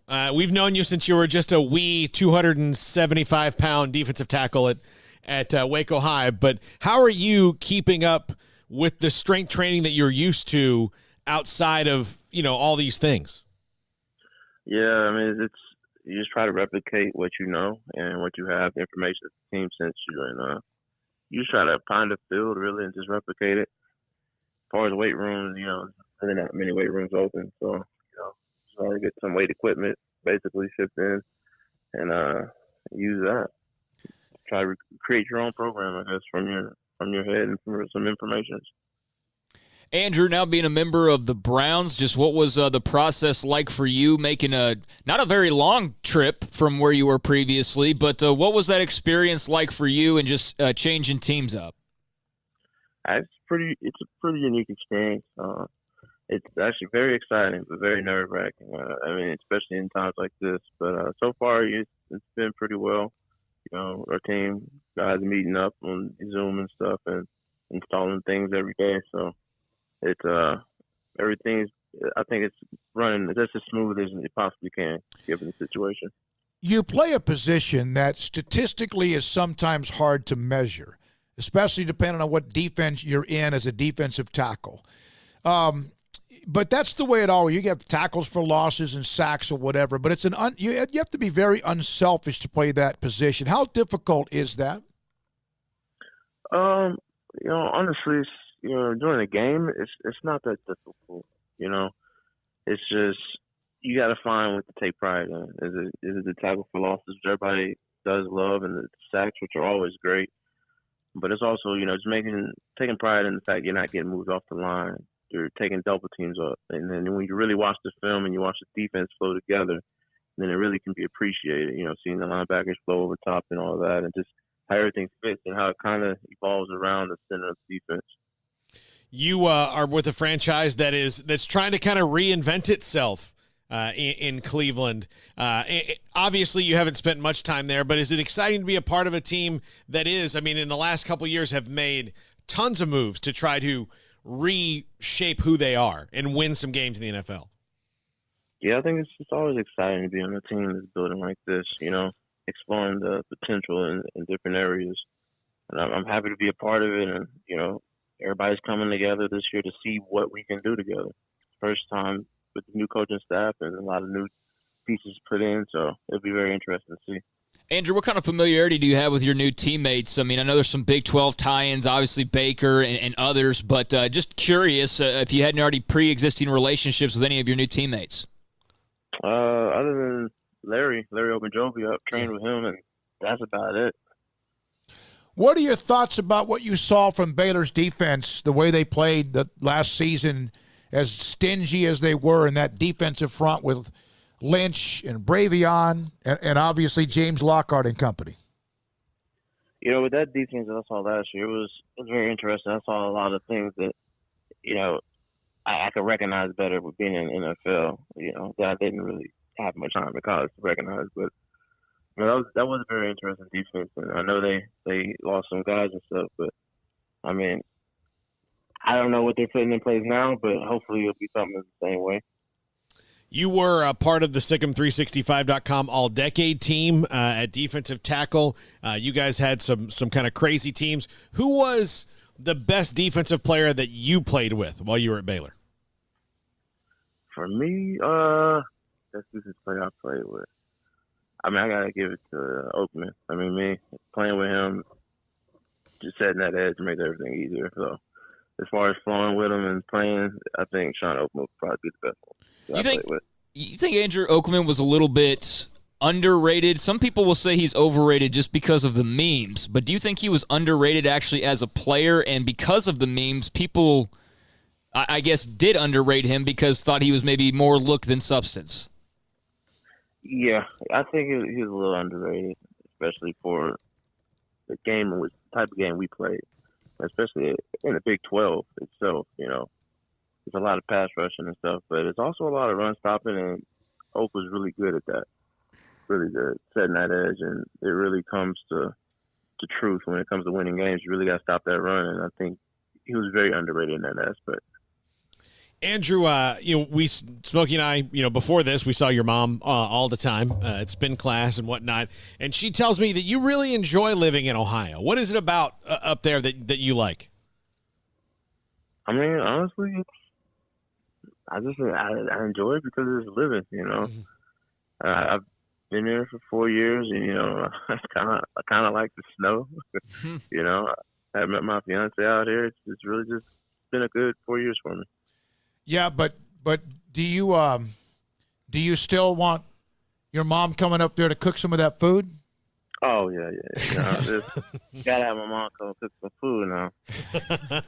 What? Location's great, but cuisine is almost the top of it all. If you said I need 5 meals, not like this is your last meal, but if you wanted her to cook your 5 favorite Mama Billings casseroles or meals, what would they be? Well, I gotta have some biscuits, some pork chops, cornbread, a Mexican lasagna, and maybe a cake. Chocolate, vanilla, chocolate, yeah. Yellow There you go. cake. Yeah, yellow cake and right there with you, Andrew. Right there with you. Mexican lasagna. Sounds great. Well, I don't know what is that? I know a recipe I'm going to ask Sylvia about. Yeah, I know. Yeah. Hey, thanks for your time. We hope you're doing well. Sounds like you are. Stay safe, and hopefully at some point the things start to slowly but surely get back to, something. And we wish you the best of luck with Cleveland. Our organization, as mentioned earlier, is on the way up. They kind of slid back again last year, but it looks like they've got some talent, no question about it. And good luck with that. I appreciate it. Thank you, Andrew, Billy, and still, I know he's got to. Is he still there? Yeah, he's still here. Andrew, we just lost. Oh, okay. I was going to ask him about the Phil Bennett, and that's always one of the great moments ever when we were on the radio station. Is his commitment to us when we did not know, and if we thought we knew, we thought it was TCU. Well, I think and about it's still a great story. The look on his face. Because we did it in the first hour, right? It was about like 3:30 or so, right? I think we did it at 4. At 4. But he got there at about 3:30. They got there a little early. And he walked in to kind of see where he was going to go. And then the look on his face was not – he wasn't grinning ear to ear until right after he said he was going to Baylor. No, he was – Once he said he was struggling. He was kind of in it. And that's what I remember, the look on his face is, I remember thinking, does he, oh man, this is tense. This is well, tense. he didn't know. Yeah, he didn't know. I don't think, and Ahmad Dixon's phone call, then obviously Bennett, they talked, and he committed to Baylor, which was a huge deal, and it blew up the football offices because they didn't think he was committing there either. They were all kind of planning on, okay, who do we go after next? It was, I think, even the eve of National Signing Day. When we come back, he's the director of athletics at Baylor. Mack Rhoades joins us most every week on Tuesdays at 4:20. There was a Board of Regents meeting. Of course, we heard earlier from Dave Aranda, the Big 12 had meetings. And so we'll discuss that with Mack Rhoades next on Sikkim 365 Radio. If you have not tried the Riverbend Liquor and Wine drive-thru, you need to do that. You just drive up there, Lakeshore Drive, North 19th Street in Waco, and you say, I'll have, and I'll just tell you what I got. I got a bottle of Grey Goose, and I got a bottle of Balcones Rumble. That's what I got, and they go and grab it for you, hand it to you, take your money, and you go. It's convenient. It's fantastic. It's great. They've got the best and most extensive variety of craft beer selections in Waco. You can pop on into that refrigerator. It's fantastic. Great whiskeys in stock, like I mentioned, Balcones, the single malt, Pot Still, Baby Blue, French Oak, Rye and Brim. Riverbend Liquor and Wine, family-owned and operated, in a hidden gem in Waco on Lakeshore Drive and North 19th Street. Find out more on Facebook and Instagram. It takes time to reach goals. It's a truth that applies to more than sports. It goes for your financial goals as well. You work hard for your money, and you deserve an investment strategy that lines up with your game plan. And Tom Albers, your Edward Jones financial advisor, can help. If your financial investments aren't putting forth the effort you desire, stop by today for a financial review. Tom Albers, 4301 Lakeshore Drive, 254-776-7605. Edward Jones, member SIPC. Hi, this is Luke Howard, head football coach at Gatesville High School. You're listening to Sikkim 365 Radio with David Smoke, Paul Catalina, and Craig Smoke. Ideal MRI is a small family business right here in Central Texas. We are open to support our community through this crisis. When you need an MRI, ask your doctor for an Ideal MRI. Visit us at idealmri.com or call us at 833-IDEAL-MRI. Dr. Kent Petty wants you to be the highest performance man you want to be. Are you sluggish, lack energy? Do you suffer from low sex drive? Petty Clinic Low T offers discounted comprehensive lab work to check on your various levels that can make a difference. It's not only time for you to be the man you want to be with higher energy and stamina and improved sex drive, but also the healthiest and high performance man. Screening for cardiac heart disease risk, EKG, cholesterol panel, blood pressure monitoring, testosterone or growth hormone deficiency, male infertility, hepatitis C, and prostate cancer screening. Petty Clinic Low T offers replacement therapy for testosterone or growth hormones, weight management therapy, and nutritional advice. It's not only time for you to be the man you want to be with higher energy, stamina, and improved sex drive, but the healthiest and highest performance man. PettyClinicLowT.com, PettyClinicLowT.com on Old Hewitt Road, just off Highway 84 in Woodward. PettyClinicLowT.com. Let Camille Johnson Realtors guide you seamlessly through the process of buying your dream home or selling your current one. Commercial, farm and ranch, or residential, Camille Johnson Realtors can smoothly and successfully lead you through any transaction with a team of 24 experienced agents who are excited about serving you. Camille Johnson Realtors services the entire greater Waco area. If you're in the market to buy or sell, contact Camille Johnson Realtors, 104 Midway Center in Woodway, or find them online at www.camillejohnson.com. Camille Johnson Realtors, elegant, charming, warm. Welcome home. I hate my job, but I don't mind getting up in the morning. I dread each day, but I can't wait to get out of bed. You ask me why, and what I'll say to you is true. Well, you can get breakfast tacos at Rudy's Barbecue. Scrambled eggs and brisket, they ain't fooling around. Sausage wrap, son, they're the best in town. Barbecue for breakfast, yes, it's true. Put a smile on your morning at Rudy's Barbecue. Next in line. Welcome back to Sikkim 365 Radio. Our weekly segment with Baylor Director of Athletics Mack Rhoades is brought to you by Edward Jones Investments Brokers, Tom Albers, Brad Wilson, and Ben Erlinson. Edward Jones, making sense of investing. We're now joined by Mack Rhoades, Director of Athletics at Baylor, with Paul Catalina, Craig Smoke, David Smoke, Deontay Epps here helping run the mothership here on Sikkim 365 Radio.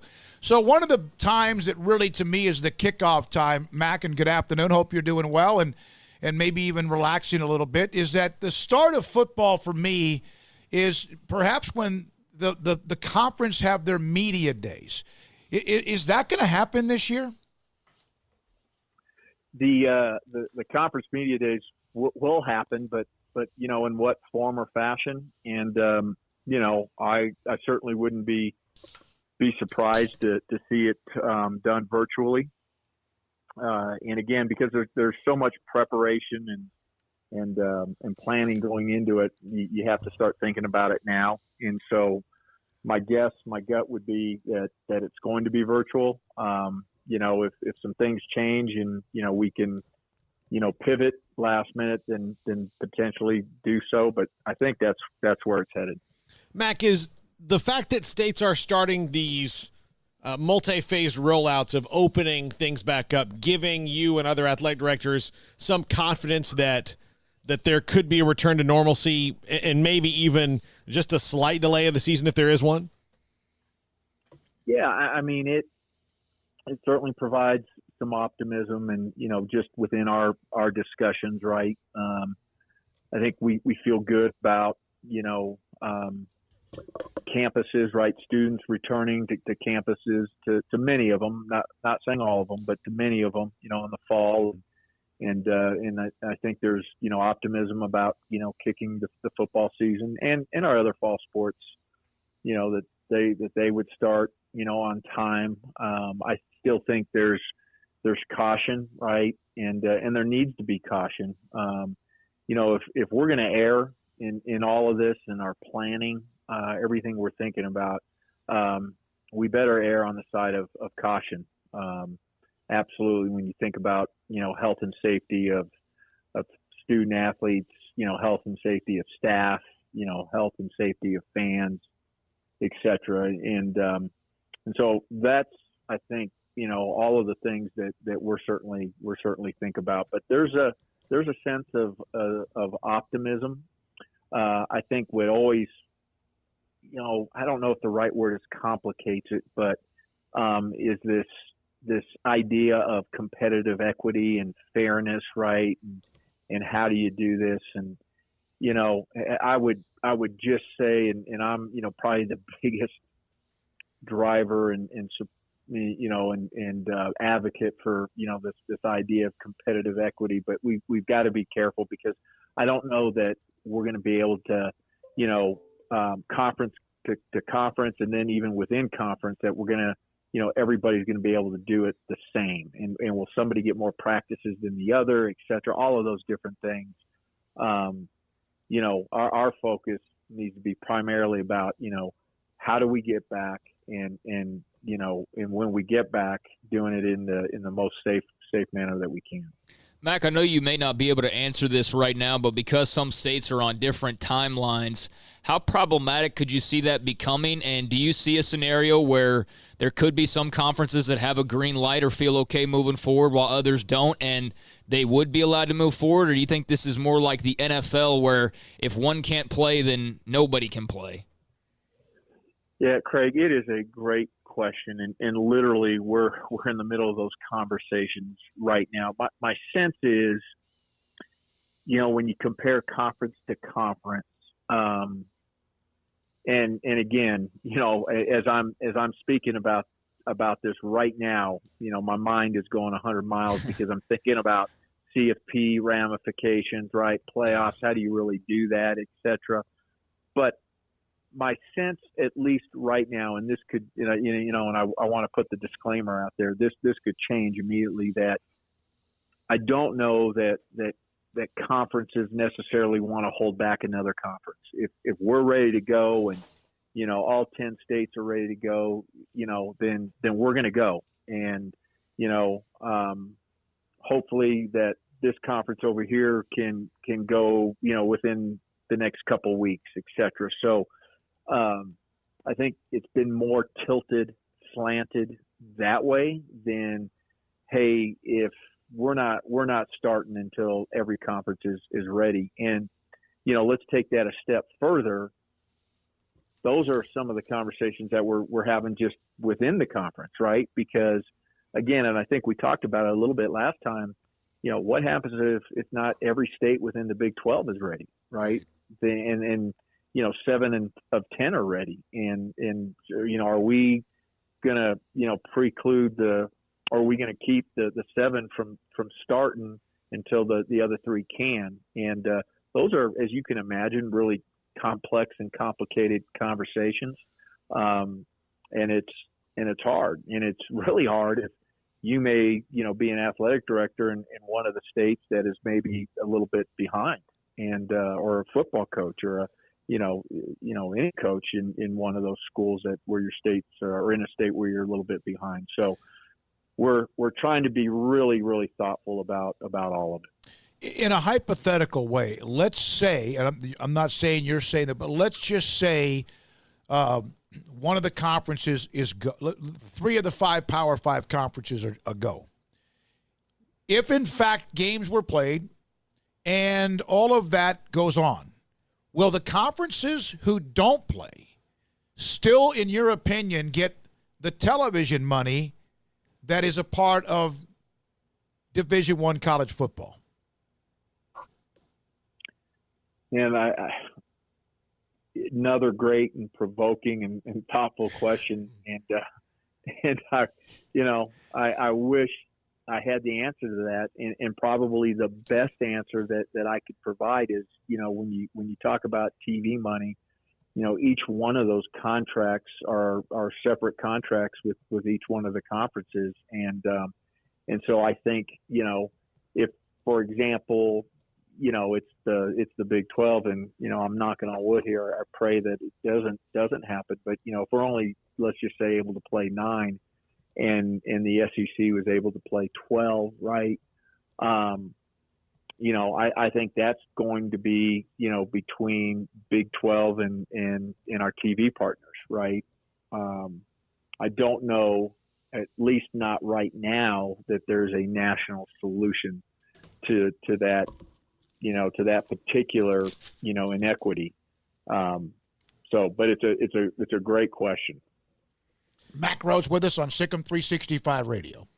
Mack, do you think that there would be a scenario in which maybe the first half of the season is played with no fans, and then we could get an all clear and you guys can go ahead with a plan that you have to somewhat socially distance and have fans in the stands? Or if it starts no fans, will it end no fans? Yeah, I don't, I think, I think change, things can change, fairly rapidly. And, just if we got into a situation where we started without fans, I don't think we have to finish that way. I think, if again, dependent upon, local state governments, dependent upon public health officials, right? That's always the starting point. But, football is a long season, 3 months and then, the bowl games and stuff. And I think things could change, and we could get to a point again, if we started without, that we could bring back fans. So I think, that certainly would be and could be a possibility. Mack, I know you're dealing with a lot of things right now that don't really have answers at the moment, between COVID and all the preparation for next season and the questions about that, and then the name, image, likeness piece that you've also been dealing with. Is there any time for anything else that you're able to deal with, or are those two taking up a lot of it?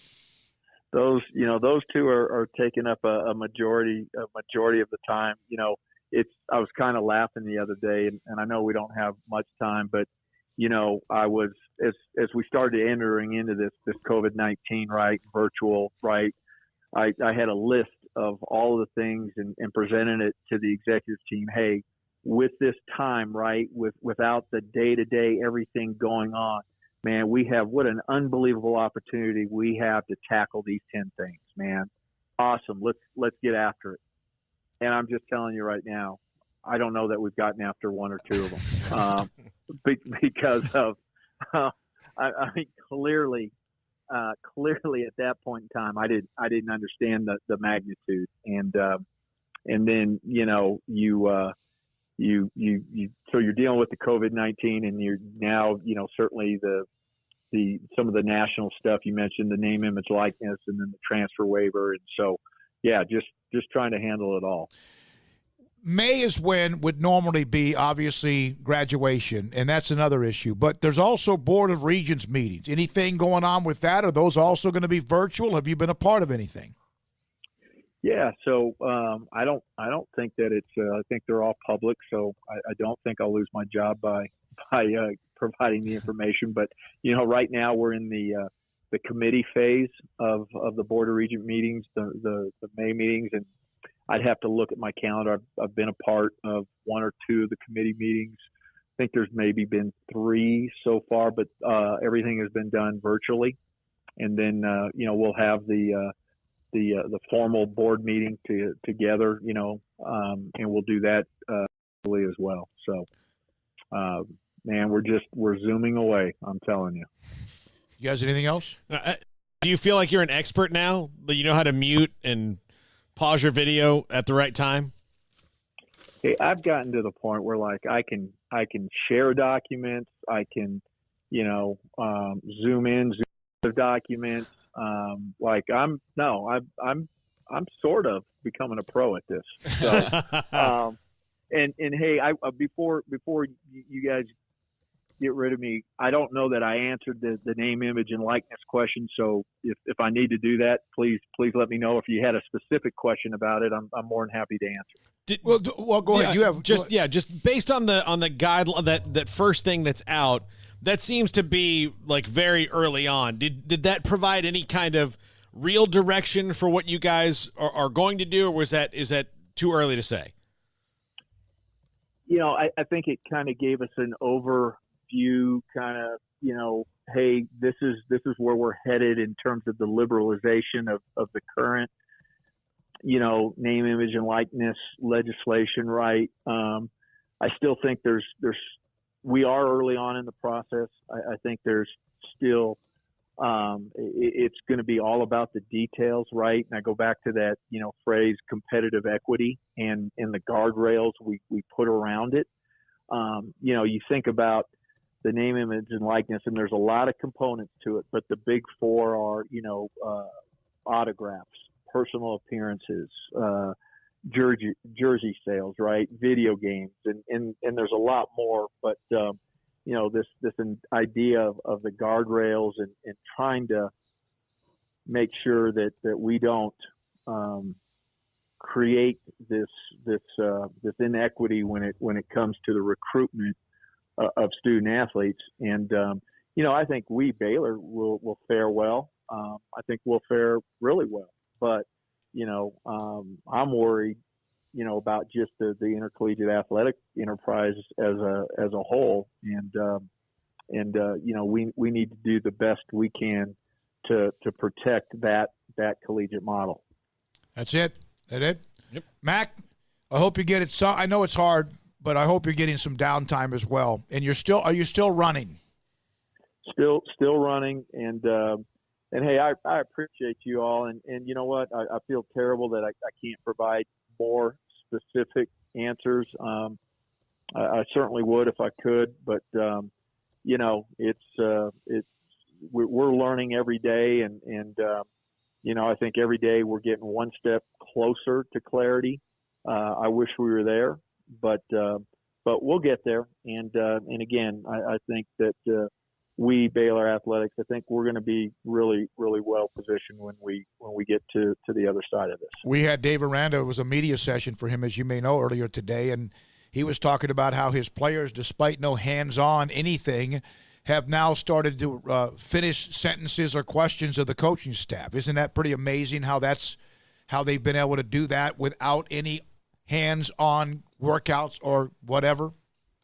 Yeah, absolutely. It's a tribute to both our staff and then our student athletes. And again, haven't played any games yet, but just have been so impressed and at great peace with Coach Aranda and the staff and the way they're managing all of this. And hey, all of our coaches, right? all of our head coaches have done just, I think, a really unbelievable job of staying engaged and continuing to care for and about our student athletes. Thank you very much. Mack Rhoades with us. Thank you, guys. Director of Athletics at Baylor University. Baylor Athletics with us on SicEm 365 Radio. Craig will now take that segment. This is something that's one of the most underrated parts of SicEm365.com, and it's in the premium section. But he will now take some of these interviews we do and transcribe them. And it's flawless the way it's set up and easy to read. It's kind of like Cliff Notes. Yeah, that's kind of the point of it is to have Cliff Notes for people who don't have the time to listen as much as maybe they would like to, and they miss out on a Mack Rhoades segment, for example, but want to know the nuts and bolts of what he had to say. Well, if you're a premium member over at SicEm365.com, in addition to all of the recruiting news and scuttlebutt, changes to staff when that comes about in various sports. I mean, all of the inside info that you want to hear about and talk about with fellow Baylor fans, they have all of that on the premium side of things if you sign up, but also a lot of transcribed interviews like Mack Rhoades each week, like Dave Aranda typically anytime that he talks, and then since we've launched this show, I've been transcribing a lot of the players that we've had on as well. So I think I've got like 3 or 4 of those to do tonight that I'll have up for those interested, and it kind of stinks that Mack doesn't have the ability right now to have answers, but that's everybody. Nobody has answers right now, and at least he's doing it. Yeah, and he's trying to do whatever he can to help move this thing along and get answers. So I know it's a really tough time for him, people in his position, and those around them right now trying to navigate through this, and just wish them the best because, man, there's a lot to sort through, and it's very complicated. We have a 3-hour show. We have commercial breaks and production and technical things, and we do a show, and there's content and guests. And he has an entire athletic department with over 500 student athletes, and then the coaches and the staff and much more. On the premium side as well, Ashley Hodge did it, breaking it down, 5 questions for Baylor men's basketball's 8 staff members from what they've read to much more. And that's also in the premium section. All right, when we come back, a couple of notes. Cowboys have a new offensive lineman. Cowboys have a new offensive lineman, and I don't want to tease this. One of the most longtime members of covering Texas high school football, and a guy that I relied on for as long as I can remember. It used to be mail, it still is, but then became an email with stats for the districts or district you followed. I'll come back with sad news in the Texas High School Coaches Association. And then also, the Cowboys signed a veteran lineman, that and much more. John Machota at 5 on the C.D. Lamb article that was fantastic. This is SicEm 365 Radio. So yesterday morning at 10 o'clock, I walk into Ideal MRI. Al LeBlanc had contacted me on, I think, Friday. Dr. Rob Maxey, he's the one that also said, hey, listen, we want you to experience the process of what we do at Ideal MRI. And I've had MRIs before, and I'm a little bit nervous because I can get a little claustrophobic in these machines. I walk in the door at 10. Front office is Teresa. Everything was simple. The Cheryl was the tech. Al LeBlanc was there, who had just driven in and was there to make sure that my appointment went smoothly. I did the MRI. It was the smoothest, easiest, most comfortable one I've ever done. I mean, they made it so easy. And then I've gotten the results back. I've also been in touch with a couple of doctors, and it was just like you'd want. And here's the deal. The cost of what they do with an MRI is so minimal compared to what you might pay for MRIs with any other hospital systems. I'm telling you right now, Ideal MRI is helping lower the cost of health care for you. And even during these times of COVID-19, you still have people who break bones or tear ligaments or whatever it might be and have other illness. They need help. And athletes depend, and coaches and staffs and others depend on Ideal MRI. Doctors, the good doctors, even send their patients to Ideal MRI. IdealMRI.com in the Central Texas marketplace. Title sponsor of SicEm 365 Radio, IdealMRI.com. Our communities are facing unprecedented times. At Boozer's Jewelers, we care about you and your family. If you're like me, your home has unwanted or unused jewelry lying around. They can have value, and that means we can turn that jewelry into instant cash. This is a great way to get the most value from your unwanted jewelry. At Boozer's Jewelers, we buy all kinds of unused jewelry. So give us a call and let us give you peace of mind and cash for your unwanted or unused jewelry. Texas Board Certified Personal Injury Trial Lawyer and Baylor alum David Willis and Baylor alum Parker Willis are ready to help if you or a loved one has been wrongfully injured in an auto accident, SUV rollover, industrial accident, 18-wheeler crash, or were seriously injured by a defective product or recall drug. Call them for a confidential and free case consultation at 1-800-GOT-HURT or visit them at texastriallawyer.com. Principal office located in Houston, Texas.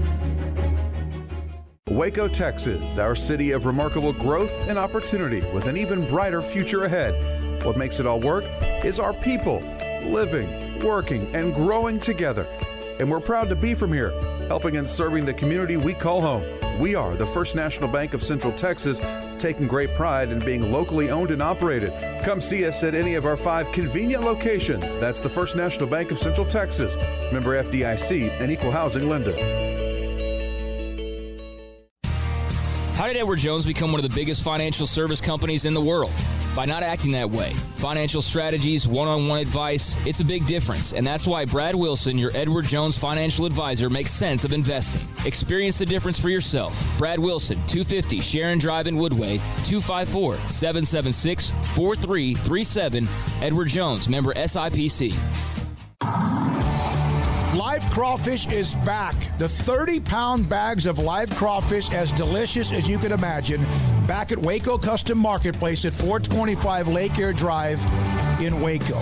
$3 a pound, 30-pound live crawfish bags are available. You order by Thursday at noon. You can pick up your customized order anytime on Friday afternoon until 6 p.m. And the drive-thru now open at Waco Custom Marketplace Monday through Friday from 10 a.m. to 6 p.m.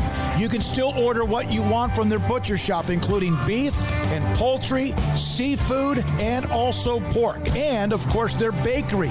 You can order from their bakery. You can go online, WacoCustomMarketplace.com, or go by the drive-thru. Waco Custom Marketplace, live crawfish available Monday through Friday, 10 a.m. to 6. Hi, this is Rosebud Lot head football coach Raphael Williams, and I'm a proud listener and a supporter of the all-new Sikkim 360 radio show with David Smoke, Paul Catalina, and Craig Smoke. We are facing some unique challenges at this time. We want to do our part to support not only our community, but our medical providers who are really overtasked right now. Governor Greg Abbott has required dental offices to postpone all elective dental procedures, but still be available for dental emergencies. At this time, dental emergencies are those that are defined as something that would make somebody consider going to the emergency room for treatment. We're offering to see you at our office Tuesday, Wednesday, and Thursday from 8 to noon, and we will waive all fees. We're doing this to support the community and to support the medical system. This will allow the overtasked medical community to focus on the truly needy at this time. In the midst of what seems to be so much gloomy news, we want to send a positive signal of our faith in our community and in each other. We're all in this together. We're all in this together. We are all in this together. We're all in this together. We are all in this together. We're all in this together. We're all in this together. We are all in this together. We're all in this together. We're all in this together. We're all in this together. We're all in this together. We're all in this together. We are all in this together. We're all in this together. We're all in this together. We're all in this together. Thank you and God bless.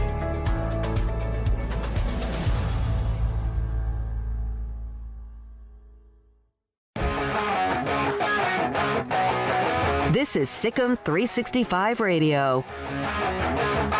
The Sikkim 365 radio text line is sponsored by Riverbend Liquor and Wine, with the most extensive variety of craft beer in Waco. A hidden gem on Lakeshore Drive and 19th Street. By the way, the text line, 254-339-1122, as we just heard, brought to you by Riverbend Liquor and Wine. TJ Aranda, we mentioned him saying he sounds bad. I said, did you hear Mack? Because I know TJ's wanted to hear Mack Brown. Hell yeah, listen, I got your text, but I couldn't text back. I didn't want to get knocked off, which the app's going to fix. Mack Brown is a great coach, and thanks to Austin, he's part politician. Good stuff. And I will tell you this, when the app is done, I will have the app immediately. That's awesome. That's thank you very much for that as well. And we've been making progress in that front and should have, something pretty soon for everybody out there. So, yeah, that's going to be very exciting. Just another way to be able to connect, and it'll be a very quick, easy way to connect for a lot of people, no matter where you are in your car driving or walking down the sidewalk with your dog or whatever the case may be. So that's going to be very exciting. Thanks to Colt Barber, who puts up, and I know, Paul, you grab it, and then we put up the podcast not only on Twitter, Deontay Epps doing that for us, and at times Dylan Chapman. All the interviews, we get them up immediately in our timelines. At Paul Catalina, at David Smoke, at Craig Smoke, at Sikkim 365 Radio, and all the things we do, but also the podcast on Sikkim365.com. And Khalif Muhammad, for example. Here's a response from Crash Davis. Interesting decision not to ask Khalif about how he felt about being drafted by me in the 2020 Baylor quarantine draft. Yeah, that quarantine draft thread, I have not really checked it out, but that thing is like 50 pages and tens of thousands of views, and people have had fun with it. Yeah, they have, and that's part of right now people just thirsty for basically anything. And so one of the things, we had the Last Dance producer, Matt Maxson, on yesterday. Mm-hmm. Paul, you got that. Next week on Tuesday, we'll have Will Perdue. But there's a thread on that, and it's a massive thread on Sikkim365.com. But then there's the story. Charles Barkley was on a radio station somewhere, I guess, so probably on the East Coast, how he and Jordan, they don't speak anymore. They were so close and competitive, but they used to be great friends. But that Barkley questioned what he was doing as the owner, I guess, or GM or whatever he was with the Charlotte Hornets. He's the owner. And Jordan has basically just cut him off. And part of the interview, Scott Van Pelt had him on as well. It was, you have one chance with him. And once you lose that bullet, you're done. Yeah, he was on Waddle and Sylvie in Chicago, and he might have been on SVP as well. But he said the guy was like a brother. This is Charles talking about Michael. The guy was like a brother to me for 20-something years, at least 20-something years, and I feel sadness. But to me, he's still the greatest basketball player ever. I wish him nothing but the best, but there's nothing I can do about it, brother. The relationship, as you said, dissolved after Barkley criticized Jordan's managing skills when with the Charlotte Bobcats. And, this article brings up some old quotes that he had about Jordan, I guess, previously on that show, and how Jordan had hired too many people around him, or not enough people around him that will disagree, and, just critiques like that. So I guess that got to Michael, and Michael said, bye, Charles, and that's sad. That was a really fun friendship, those two, and they had a lot of fun interactions over the years, maybe not so much recently, but, Charles, I guess, felt like, being friends, that he could be the truthful guy with Mike, and he could tell him the things that maybe other people wouldn't tell him because they were such great friends, and he thought that maybe he'd understand, well, hey, I'm also an analyst, so it's kind of what I do. But yeah, that's not how Mike took it. So that's I don't know, that's sad news in a way that Mike and Charles aren't friends anymore. Those two guys, man, You know how many drinks those two, how much poker, how much money they both, how many golf games those two had. So Maury Salinger, I have truly known him for at least as long as I've been I don't know when he started the newsletter, but he did a newsletter through the Texas High School Coaches Association. This is how he made a living. He would gather statistics from teams in various districts. For example, the old 6A district around here with Temple, Belton, Midway, Waco High, Killeen Schools, Copperas Cove, right? Mm-hmm. And every Monday, usually on Monday, I believe, or sometimes Sunday night, I would get an email with an attachment from Maury, and it would have the district stats. Now, sometimes you get coaches that aren't as cooperative as others, and it would give us a chance to know a little bit more about the next game we might have, whether it's Ellison or Shoemaker or whoever. He passed away today. I did not know he was ill. I don't know what the story might be, but he passed away. He's a legend in covering Texas high school football. And this was an email and also mail subscription. For example, with whoever we do with high school football, Maury would then send me a list of all the districts and teams. And he didn't do everybody throughout the state. Usually it was the 6A, 5A, maybe some 4As, and I'd click whatever district we do. And then that was I'd pay like whatever it was, I don't know, $25 or $35 a year for that district. And he did that for a ton of newspapers and also, I would think, radio and even TV stations, even in websites. But he passed away today. He had been in the business a long, long time. What kind of, just out of curiosity, what sort of age range was he? I don't know. I'm going to look that up. I mean, obviously, I think he was older than me, and I got those emails too, and I did not dive. I always forward them to you guys. Yeah. Yeah, I did not dive as much into really much outside of 12-6A. Yeah. And then dabbled a bit with some of the other Central Texas districts. But as somebody who at the end of the year, every single season, inputs a ton of information, all of the records for every single program in Central Texas, over 100 schools, I got very familiar with his standings and his points for and points against totals, and those really came in handy because that's not something that just everybody has on their site is not only the records but also the points they scored and the points they gave up, and it was good information to have on hand, especially if you were trying to preview a game. You could see this team's got a pretty good defense, more than just their record. And so that's a sad loss for the Texas high school football community and for his own personal community as well, I'm sure. So yeah, that's too bad. And I mean, sometimes it was just $10 for maybe a district, and we would always check off 2 or 3 different districts, and that was one of them as well. So sad to hear the news. When I think of, there's some of the youngins now with what Tepper, Matt Stepp, and a few of those and what they do. And then there's guys like Jerry Forrest and Carl Padilla and Maury Salinger, guys who have been around a long, long time that have done data, statistical breakdowns, predictions based on I don't know how they do it. Honestly, it's the most insane thing that they have that kind of, but they do, and they input every score of every team. Carl Padilla and Jerry Forrest are just unbelievable. So that's the news with that. And so you know what's going to happen? If we ever get to high school football, whatever that might be, and we do a game or whoever we're going to do, the opening game, I'm going to wait, I didn't hear, I'm going to probably forget. And I'm not going to forget Maury Salinger. I'm going to forget, and I'm going to go, wait a minute, who's going to do this now? Mm-hmm. I do have a question about the high school side of things, because that is, I would think, going to be handled a little bit differently than your universities and your professional businesses and corporations. And so I know that there's a little bit more time that needs to pass, but also not too much time that can pass because, well, we are at the beginning of May already. But, yeah, we haven't really heard a whole lot yet, and it's because schools have been out on the future of high school athletics and their plan to return to play and all of the things that will need to be done there. So I'm interested to start hearing some of those things because, we've been so focused on college and the NFL that, there's high school sports as well that are pretty important to a lot of people around here, including ourselves. So, that's going to be very interesting to see if they start on time or not. But as you said, a huge loss. And I did want to pass along what I think is a pretty important piece of information, and that's the fact that the Big 12 has apparently officially canceled their media days as far as being in person at AT&T Stadium like it was the last couple of years. Chuck Carlton of the Dallas Morning News putting out within the last 20 minutes that Big 12 football media days are the latest cancellation of the coronavirus. And he says that conference coaches and athletic directors have decided to go virtual at a meeting today. It was scheduled for July 20th through 21st. So it looks like we'll be virtually covering Big 12 Media Days. I put out on 424. This was not because I didn't have Mack just kind of alluded to it. At 424 that Mack Rhoades had then said we'll have them, but it most likely will be virtual. And I mean within minutes after that, I guess it became official.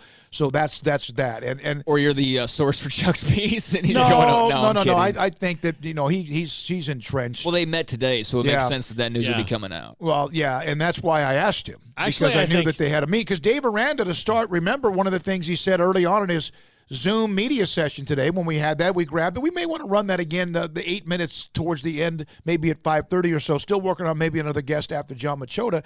But he mentioned, he goes, sorry, I'm a little bit late, but I was a part of some Big 12 meetings, and I think ADs and others were probably a part of a Zoom meeting. Yeah. So, but I think there's one of those things that may never change again because of the amount of money that they'll save on this. Because they can't spend money right now anyway. They're not making money. But they're going to save so much money on this. Not having to rent Cowboys Stadium, not having to do all those things. And, a lot of this stuff can be done, without all that. The only thing that they can't do, we could do Big 12 Media Days. No, but we're audio. We're radio. So we could do anything Big 12 Media Days from right here, just connecting with people. The only thing that they'll lose is the television networks getting, whatever they do for promotional material for later in the year. Yeah, for the TV people, it's probably not such great news because so much of what they do, as you alluded to, is visually based, where we're totally cool with this, like you said. And I think this is another one of those events where you kind of start looking at it, guys, a little bit, and you realize, like, how much time you were wasting on things that you really didn't need to be wasting time on, and like you could just knock out in a much quicker fashion without all of the hullabaloo and whatever else. And Big 12 Media Days was cool, but I feel like kind of once you've been there and done it a couple of times, you know the deal. And there really isn't a need for them to rent out AT&T Stadium. And one of the things that I think bothered's way too strong, but one of the things that annoyed me a little bit was, they rent it out for 2 days, but like half the schools are gone after day one. So if you don't have a school on day one, like you're not even showing up till day two, or like we were the rare exception that was actually there both days. Like the tech crew somehow always got Monday. They were gone by mid-afternoon Monday. They didn't even stay for day two. So like that always kind of just told me like, man, do we really need to have everybody coming to Dallas and getting all together in one room to do this thing, or is there another way to do it? And I guess we're going to find another way to do it. It really seemed to be one of those things that just became it's just a tradition. Yeah, exactly. It's just a tradition. Exactly. So there's a lot of things we do because we always have. Yes, thank you. And we've now learned we can live without some of these things. Yeah. I would just love to be able to, right now, okay, we know that for two, and they could even space it out a little bit more to where they could say, look, for a couple days, 2 or 3 days,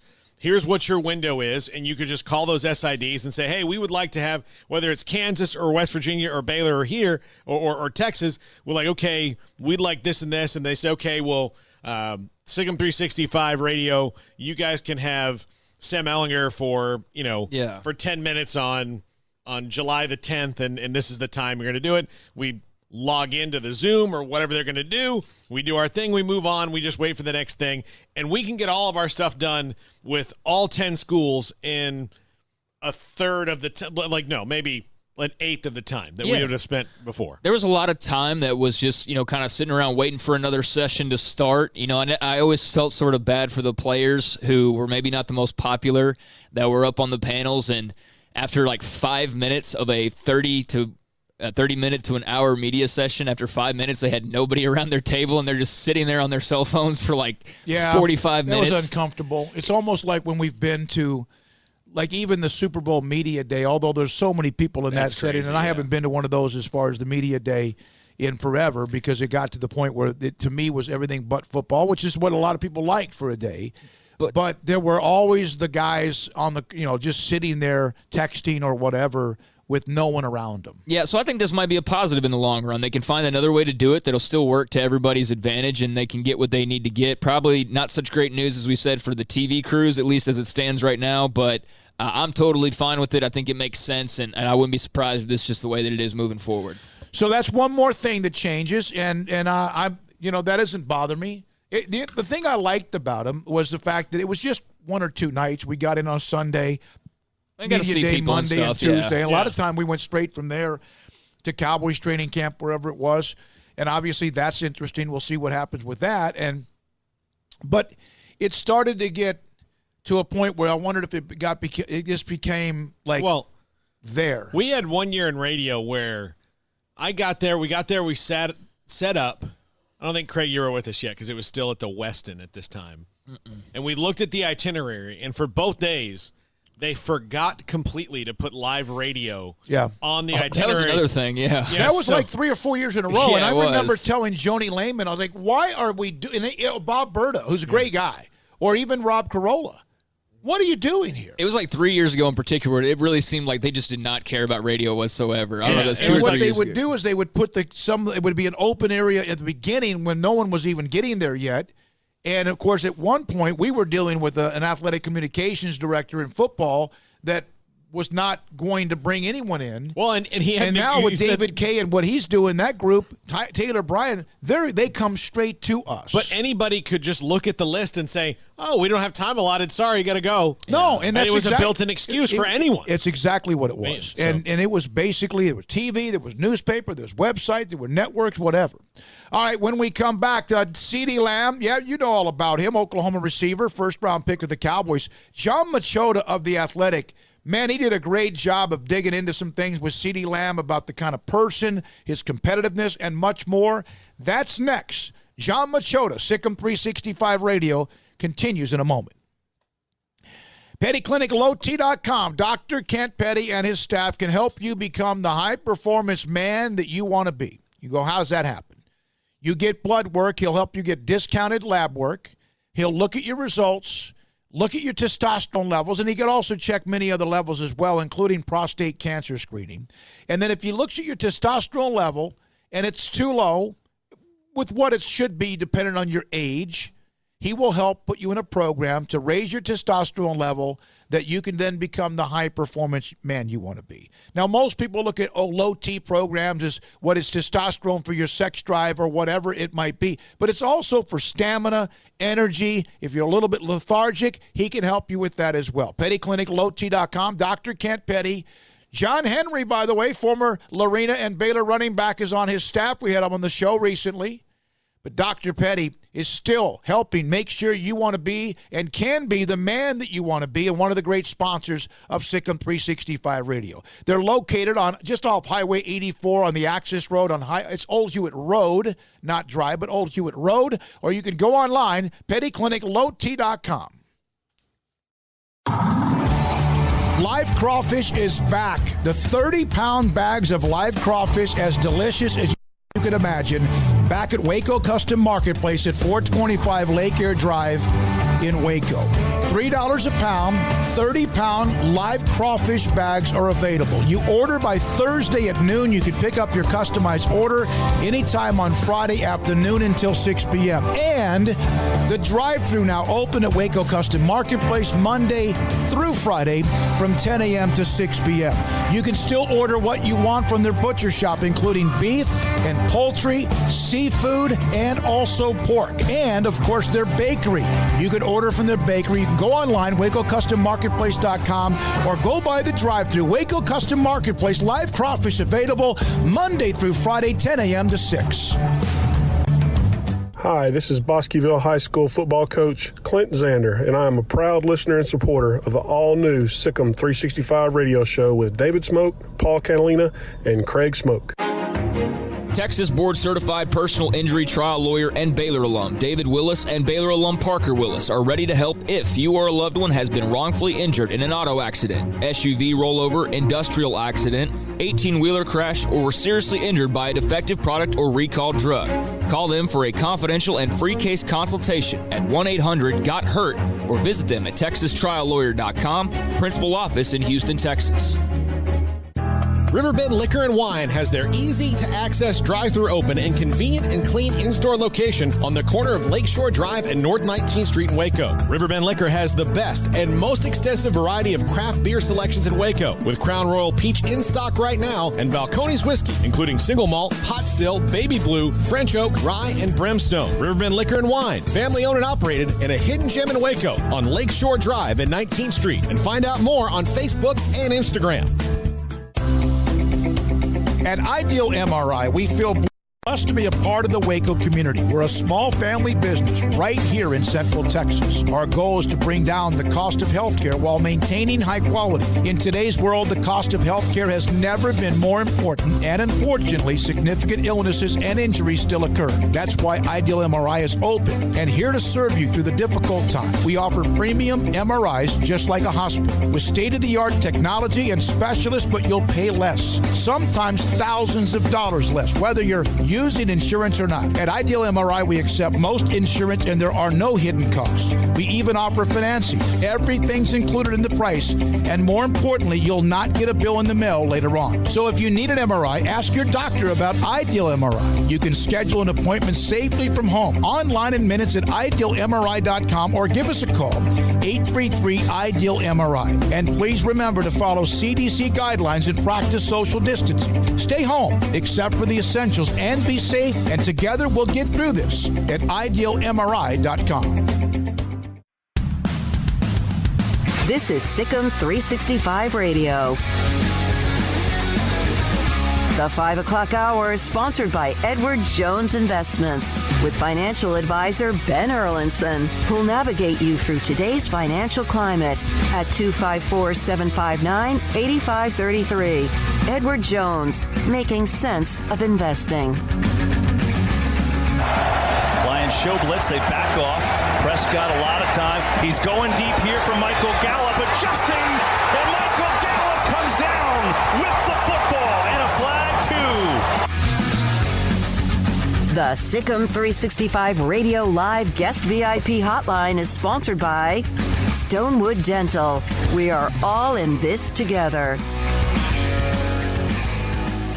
Yes, we are, and Sikkim 365 Radio continues the last hour of this Wednesday, Week 5 episode, as you said, Craig, 23. Wow. We've heard from Mack Rhoades, Mack Brown, Dave Aranda, Andrew Billings,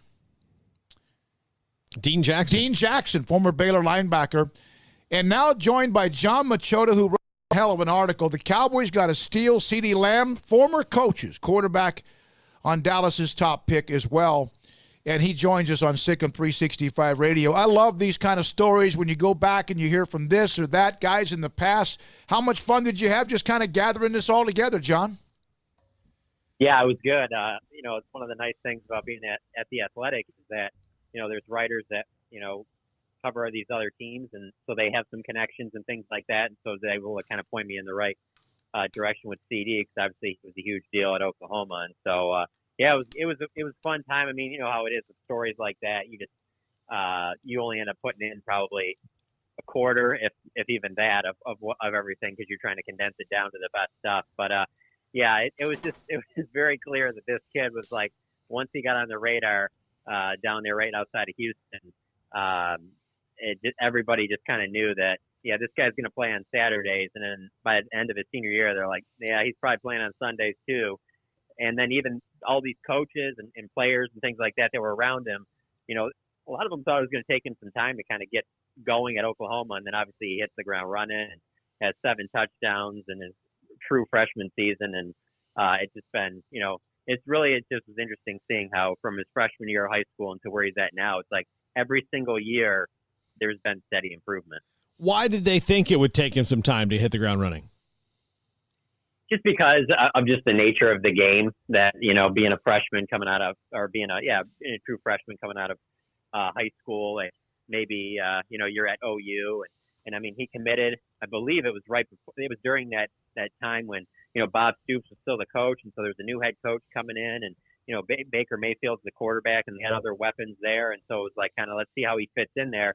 And then he just blew them away behind the scenes, whether it be on the practice field or just the way he carried himself. And they were able to find him a role early on. And it just nothing was really too big for him. He was never fazed by anything. He just felt like he belonged, out on that field there. And, while all the quarterbacks he played with at Oklahoma were good quarterbacks, obviously they either won the Heisman or were Heisman runner-up. I mean, this year will basically be, whenever they do end up playing football, this will be the 5th new quarterback that he's going to play with in the last 5 years. He's never had the same quarterback back-to-back years since, his junior and senior year of high school. So I think that talking to people around him, they believe that that's one of the things that will help him with Dak Prescott and kind of get on the same page. He's kind of used to kind of fitting in wherever he's needed. Well, John, he will not only be catching passes from Dak, but also potentially Andy Dalton as well after the Cowboys bring him in from Cincinnati. The backup quarterback spot's one that's been talked about quite a bit. Not everybody was a huge fan of Cooper Rush or whoever else in the past, but pretty solid backup, wouldn't you say, with Andy Dalton now being behind Dak? Yeah, I mean, to be honest with you, it's the best backup that they've had since I've covered the team. They've made other moves where, they've gotten Kyle Orton, and, there's the moves for Brandon Weeden and Mark Sanchez and Matt Castle, and none of those really panned out. But, Andy Dalton, I know that things have kind of faded a little bit, over the last few years in that. But, I mean, when he went to Cincinnati after, he was drafted out of TCU in that second round. I mean, he hit the ground running and, did things those first 4 or 5 years there with, they didn't win any playoff games, but just making the playoffs, those 5 years in a row. I mean, just where the bar is set with Joe Burrow being the first overall pick, like good luck even coming close to that in his first 4 or 5 years. So obviously the team was more talented at that time. In that same draft as Andy Dalton, they got A.J. Green. So there were some better weapons there. But at the same time, I mean, this is a guy that, he has a winning record as a starter in the NFL. And so, like last year when Dak hurt his shoulder and, he wasn't going to miss that Philadelphia game, but he obviously wasn't right. And you want to have a good, solid backup, especially in a situation like that where you have a good team. You think they're worthy of making a Super Bowl run. And I didn't expect this move to happen at all. And everything just kind of fell into place. And so, he's not taking Dak Prescott's job or anything like that. But if Dak was to get hurt or something was to happen to Dak, they're in pretty good hands with Andy Dalton. John, this is also what they did in the 90s. I know that, people may forget that, but their backups in the 90s, and granted a different era, but, it was Steve Berline to Trakeman or Rodney Peete or Bernie Kosar, and they won games with guys who were regular starters on other teams that had, left, and they had them on short deals, and then they won games when Trakeman got hurt. So now you don't have to throw Dak out there when he can't, grip the ball all the way. It's such a good point because the quarterback position has been just such a wild spot for the Cowboys since Jerry Jones has owned the team. Because it's like he buys the team and right off the bat, they get the number 1 overall pick. They take Troy Aikman. But then in the supplemental draft, they take Steve Walsh too. And then it's like they go through this long period of time where they don't take any quarterbacks at all when there was a lot of other franchises like the Packers that were still drafting ones late and kind of developing them there. And then, as you mentioned, then there was a time when they had good backups, and then they all of a sudden hit a stretch where they were like, we're not going to spend on the backup quarterback. We're fine with Romo, and then even into with Dak, these last 3 years having Cooper Rush as the backup. Like Cooper Rush has been solid, but I don't know that anybody was, nobody had the confidence that they have right now in Andy Dalton. If Cooper Rush had to step in, it just seemed like they were kind of, we don't really need to spend any money. Let's try and put our money somewhere else, and we don't really need to worry about the quarterback spot. And so I kind of thought that's what was going to happen this year. I thought they were going to go into the season with Dak and Cooper Rush and possibly the 7th round pick Ben DiNucci, and that was going to be it. And so maybe just the way everything came together with Andy becoming available when he was released, and obviously that's not a great time for him because teams aren't really looking for starters at that point. It's after the draft, so it just seemed like everything worked out for both sides, and obviously him being from Texas down in Katy, and then he has a home up here in Dallas. It just kind of made sense and worked out for both sides. And John, just to be clear, and I think most people realize this, but just for those who perhaps don't, this has nothing to do with Dak and his contract negotiations, correct? It doesn't. That's not the reason they made this move, is to try and provide any leverage. But it is interesting. Not that I think Dak would do this, but you saw with Le'Veon Bell, who didn't want to play underneath the franchise tag, and he ended up sitting out that season. And, if Dak was to do something like that because he didn't want to play under the tag, which, believe me, I cannot see how that would possibly happen, at least you're in a situation where you have a guy. And the other thing is, too, is that, with this offseason being the way it is, COVID-19, and not knowing, what you're going to have and things and how many practices you're going to get in and all of that stuff, it just makes sense to have a seasoned veteran there that if anything is to go wrong, that you do have this guy that you can turn to. But no, we just got off a conference call with Andy Dalton for about 15 minutes, and, it's very clear he doesn't expect to be, he's not coming in here thinking he's a starter. He knows it's Dak's team. He said he reached out to Dak, just exchanged some texts with him, telling him, hey, I'm here if you have any help with anything or anything like that I can do, just let me know, and Dak texted him back that he appreciated it. But no, it's clearly one of those things. He knows that he's not coming here to compete for the job. He's going to be the backup, and that Dak's the starter, and Dak is the guy that the Cowboys plan to be their starter for the foreseeable future. Everyone that we know, I mean, we've had, in fact, the producer of The Last Dance, we've had a writer from the Chicago Sun-Times, Rick Tillander, and also we've got Will Perdue already scheduled for next Tuesday. But there's a part of this story about CeeDee Lamb where he's good, and some people are, and I think some of us have this, the ability to create a chip on your shoulder even if you don't need one. Is that correct? Absolutely. I'm laughing right now as you said that because all I'm thinking about is watching The Last Dance and just being blown away, thinking like, wait a second, Michael Jordan got a chip on his shoulder because someone said it like Dan Marley was a good defender. Like I'm like, Michael, this guy's not in your league. I mean, what are we doing here, Mike? And then the Clyde Drexler stuff. Like obviously Clyde is a better player than Dan Marley, but still I was just like, oh my God, I can't believe Michael Jordan thought that back in the day. Like I don't think that he should have thought that about anybody playing at that time. Yeah. So no. That's the same thing with CD. It's like, talking to some of these high school coaches and his former high school quarterback, it was like, man, they would be messing around against some of the kids on the JV, or they'd be scrimmaging against other teams where he was clearly the better player. And if anybody said anything to him or talked any type of smack or even said anything about like maybe if he missed a pass or something like that, it was automatically go back to the huddle, and he wanted to run the same play again, throw me the ball again. No one's going to disrespect me like this. And so I just found it interesting talking to them as I'm watching this Last Dance over, the last few weeks. And I was like, man, I guess that's something that you have to have, that like, no matter, everyone in the building thinks that you're better than all these other guys, but in your mind, you're trying to find any little thing that can be your little bit of motivation. Because let's be honest, like CeeDee Lamb wasn't facing many guys in high school and really not even in college that were on his level. And so obviously in the NFL now, he's going to have a lot more guys like that. So there should be plenty of opportunities to put chips on the shoulders. And the biggest one is him falling to 17. This is a guy that should have probably been a top 10 pick, and he's aware of that. And then he's not picked until the third wide receiver in this class. He's going to have plenty of reasons to be motivated. John, the Cowboys signed Cameron Erving as their new swing tackle, and that's a position that's become very important in the last few years with Tyron Smith, because bottom line is he's probably not going to play 16 games. He might play 13 or 14, but he's probably going to miss a couple of games at this point in his career. And Chaz Green was the one that, kind of made this the most important position because he played so poorly when he did have the opportunity.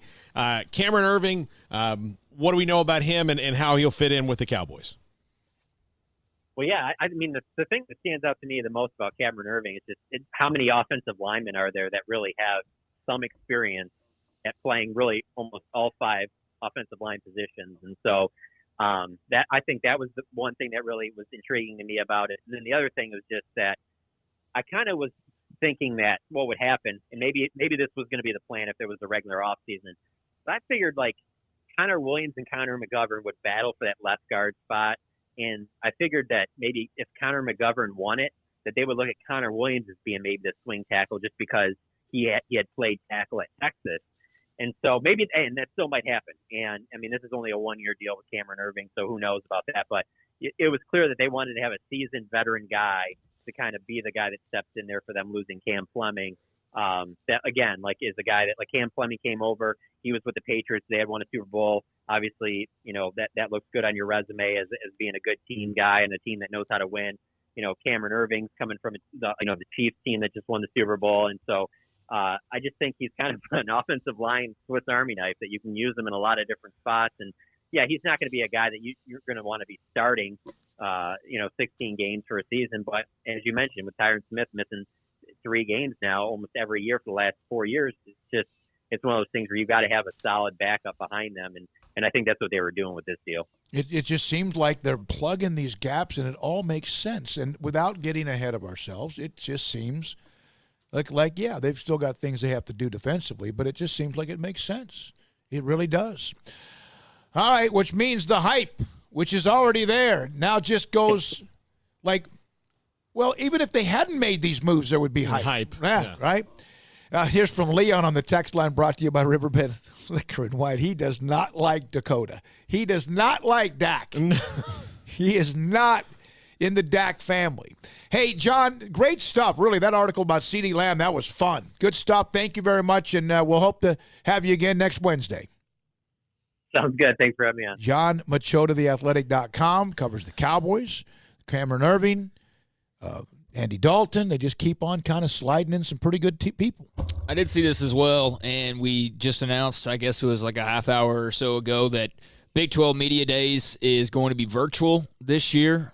Chuck Carlton sending that information out, but it makes you wonder about other events and other regular routine things we have to cover each year. And although our Cowboys training camp in California has been more split the last couple of years, they're still planning, it looks like, on trying to be in Oxnard for at least a portion of training camp, per David Moore of the Dallas Morning News. I guess there was a little bit of a conversation about that, and the Oxnard city manager, Alex Nguyen, said that on their side they're assuring the Cowboys they will meet whatever needs they have regarding their safety. A training camp that is not open to the public, that would make sense. Only a certain number of people attending. That would make sense, says the city manager. So for now, the Cowboys are keeping their options open. And Mike McCarthy has apparently, according to David Moore, prepared a schedule for training camp taking place in both Oxnard and at the team's facility in Frisco. So there's still hope that that's going to happen, but we'll see on that front. When we come back, we didn't have him scheduled, but now we do. Jerry Hill from the Jerry Hill Baylor Bear Insider. He'll join us. And it's been a while, and I can't wait to speak with him about anything else we may have missed when we had to say goodbye to the Dave Aranda media session because of our show at 3. This is Sikkim 365 Radio.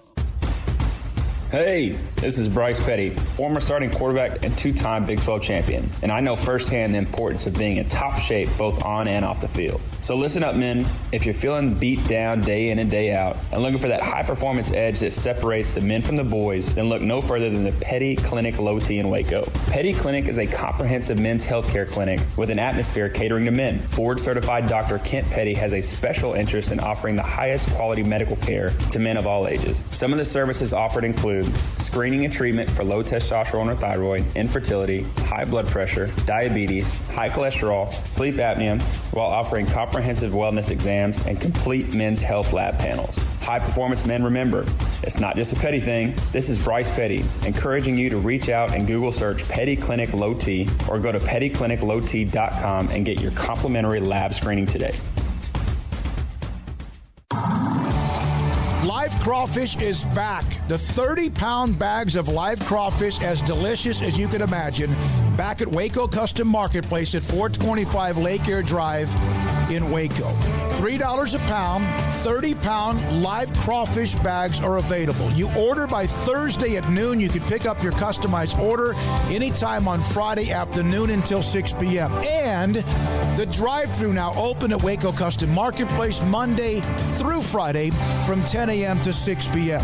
You can still order what you want from their butcher shop, including beef and poultry, seafood, and also pork. And, of course, their bakery. You can order from their bakery. You can go online, WacoCustomMarketplace.com, or go by the drive-thru. Waco Custom Marketplace, live crawfish available Monday through Friday, 10 a.m. to 6.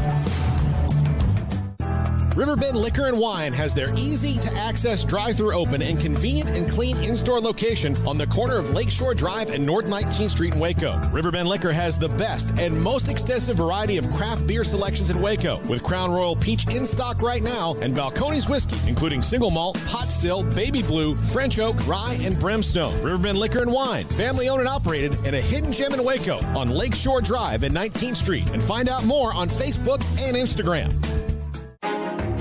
Texas board-certified personal injury trial lawyer and Baylor alum David Willis and Baylor alum Parker Willis are ready to help if you or a loved one has been wrongfully injured in an auto accident, SUV rollover, industrial accident, 18-wheeler crash, or were seriously injured by a defective product or recalled drug.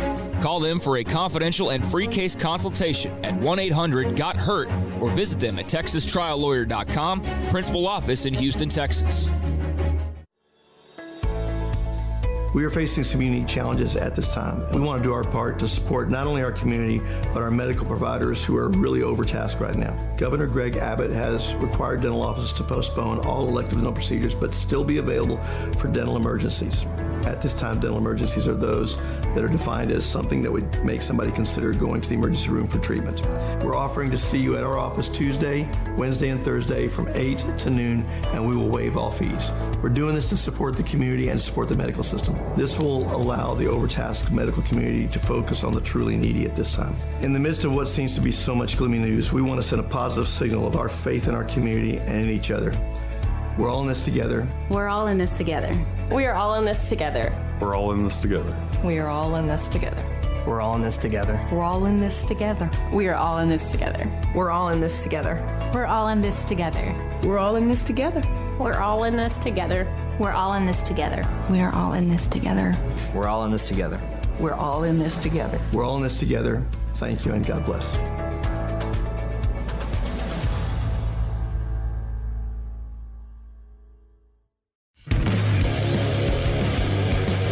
This is Sikkim 365 Radio. The Sikkim 365 Radio call-in line segment is sponsored by Rhoades Country Store and Barbecue, where curbside pickup and drive-thru are now available. Next in line. So, let's see. Dr. Livingstone is listening. Mack Rhoades is listening. Yeah. RG3 probably. RG3, Mike Singletary, Grant Taft. Andrew Billings for sure. Andrew now. Billings. These are all partners to Terrence the Jerry Williams. Hill Baylor Bear newsletter, Insider, premium site of which he gets paid on the side for some content that otherwise is free. He's got that Dennis Franchione deal, right? Where you subscribe to the newsletter, but then you subscribe to the other newsletter, the Coach Fran thing. Actually, when you started listening off all those people that are listening, I started to hang up. Well, I mean, but we have, and the reason is I kept asking Paul, we haven't seen Jerry Hill. We haven't seen anybody. As you know, we have this thing, and it was good to see you on the Zoom meeting, you and Nick and, a couple of others. It was nice to see you. And you look like you haven't been doing a damn thing, to be honest with you. Just been sitting at home, doing, kind of twiddling my thumbs. It's not like we've been doing it. Yeah, you didn't check in on it. You did send me a happy birthday text. I appreciate that. Yeah. Hey, did you notice though that I've actually had a haircut? No, I didn't. How did that happen? Is that black market? It was, let's say it was not in a barbershop or hairstylist salon or anything. Gotcha. Yeah. Be careful. Yeah. Well, let's just leave it at that. Yeah. You want to turn them in? I mean, it's $1,000 fine. I did not go. What was that place that a couple of the congressmen went to, like a Houston salon? Oh yeah. Got illegal haircuts. I did not do that. So. Well, I've got nothing but just like these weird curls. Mine's not gone Mike Gundy. Well, thank God, because I would be traumatized. I would just take a hacksaw and but just a bunch of curls. Like I was like when I was a little kid. It's weird. You probably got those hairs coming out of your ears. No. That I actually in my phone I have in my phone. I swear, because I can't stand it. I got a brother-in-law that you could easily bury things in his ears and they would never know, right? Yeah. So I actually have reminders on occasion. Just glance, glance. Take a look. But this would be easy. I don't even know why we have you on the show, but it would be easy. It would be easy to forget about nose hairs and things like that right now, right? Yes. Yeah. Yes. All right, we had to leave at 3 because we had a show to do, and we still are. And thank you for being on Jerry Hill Baylor Bear Insider newsletter. Did we miss anything after about 8 or 9 minutes? I mean, we went another 30 minutes or so. What? I mean, it went. I'm trying to remember when we finished. Taylor actually had a meeting he had to go to at 3:30. So we finished. I think John Morris was the last question, and it was like 3:27 or so. So yeah, it was a longer one. Now I will say that because John Werner and I have been working on transcribing it, and transcribing 45 minutes of Aranda is actually easier than transcribing like 15 minutes of Rule. Yep, absolutely. He talks so freaking fast. Yeah. But no, Dave was great, and he answered everything. David, I'm trying to figure out some of the ones that might have come up. Yeah. Yeah, I mean, we asked the question about if he would have known this was what he was going to face, would he have taken the job? He answered immediately. I love the way he answered, but then he went into details, and then also about, is this the worst thing we've ever seen and that affected college football? So really we only played the first 4 questions. Mm-hmm. And so anything you want to go ahead and throw, just what did you hear? What did you hear, no matter if we've already played it, that interested you? Yeah, no, that was it. I thought it was all good. I mean, he doesn't really sidestep any questions, I would say. He does a good job of just, answering whatever comes up. And I know one of them was, and I don't remember if y'all were still on there or not, but, the question was asked about, making alternative plans or, depending on what this goes and stuff. And he addressed that. You got to look at everything. I mean, there is so many unknowns, and you don't know exactly when you're going to return. So you have to prepare for all these different scenarios. Do we start June 1, June 15, July 15, August 1? So I think they're looking at all that and kind of planning it out. And one of the things, Smoke, that he kind of got into later was somebody asked about, what are you doing in terms of scouting opponents? And actually they're ahead of the game on that, because usually that's done, after you get through spring ball and even a week or so of recruiting. And then you kind of get into analyzing, all your opponents and stuff. So it's given them that time to go ahead and do that. And they're, they're actually, relaying the scouting reports to players and stuff now. I think they went over Ole Miss this past week and on to the next opponent. So, that's actually given them a leg up on that. But, just dealing with the uncertainty, I think, was the biggest deal. And, obviously he talked about, some of the specific players and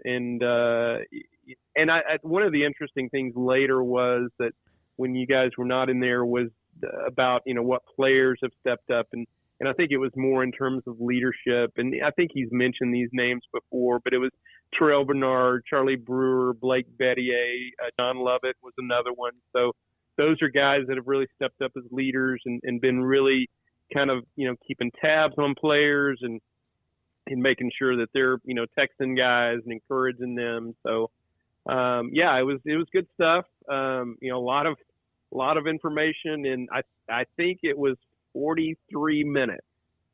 I'm pretty sure Matt Rule never went that long. If he did, that would have taken me 5 hours to transcribe if Matt Rule did that. Oh, my gosh. Yeah, no, Matt would not talk that long. So it was great stuff. Like I said, Dave, that's one thing I appreciate about him, and one thing that I've seen from him is that he's not afraid to answer questions. Actually, I think one of the last ones was, and it was John, was, what are you expecting? I mean, in terms of, like, schedule, are you expecting to play a full schedule? And he kind of went to it. The general consensus is that everybody wants to play a full schedule, but again, you just don't know, because you're still waiting to hear when they get to get back, when you're going to start and all that. And that campus, as far as in class, there's nothing until the fall. So, you're dealing with that as well. So, just like I said, just a lot of uncertainty and a lot of waiting around and waiting for decisions. Jerry, from just a scheme standpoint, though, shouldn't it make you nervous, though, that even though they know this, and he said it, like they're knowing things, they're answering questions, they know it on the chalkboard, but they've never actually executed any of it? Yeah, it was fun. And I think this was after you guys did, because it kind of came up again. Jason King may have asked it, but, specifically asked, do you know if the guys are getting it, or are you testing them on this stuff or what?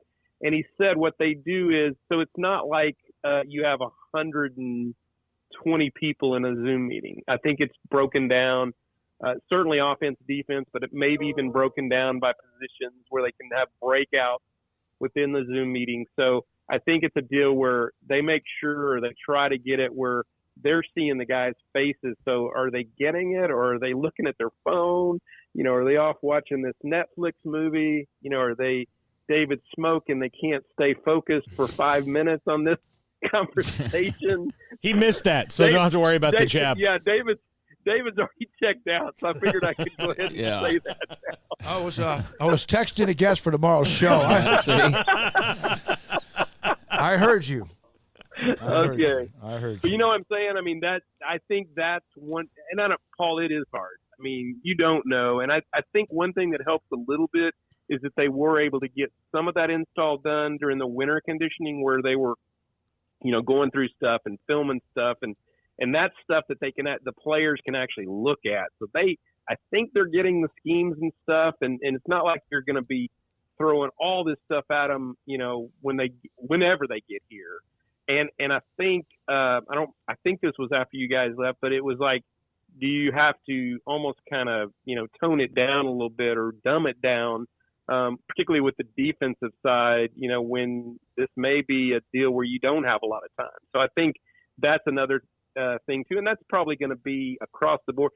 This is a unique situation because you got a new head coach But I think everybody's going to be going through this in terms of, man, it's you're going to have to cram a lot of stuff into a month, two months max to kind of get ready for the season. So I think a lot of people are in that same boat. It's just now you've got a new system, new coordinators. You haven't stepped on the field really with these coaches yet.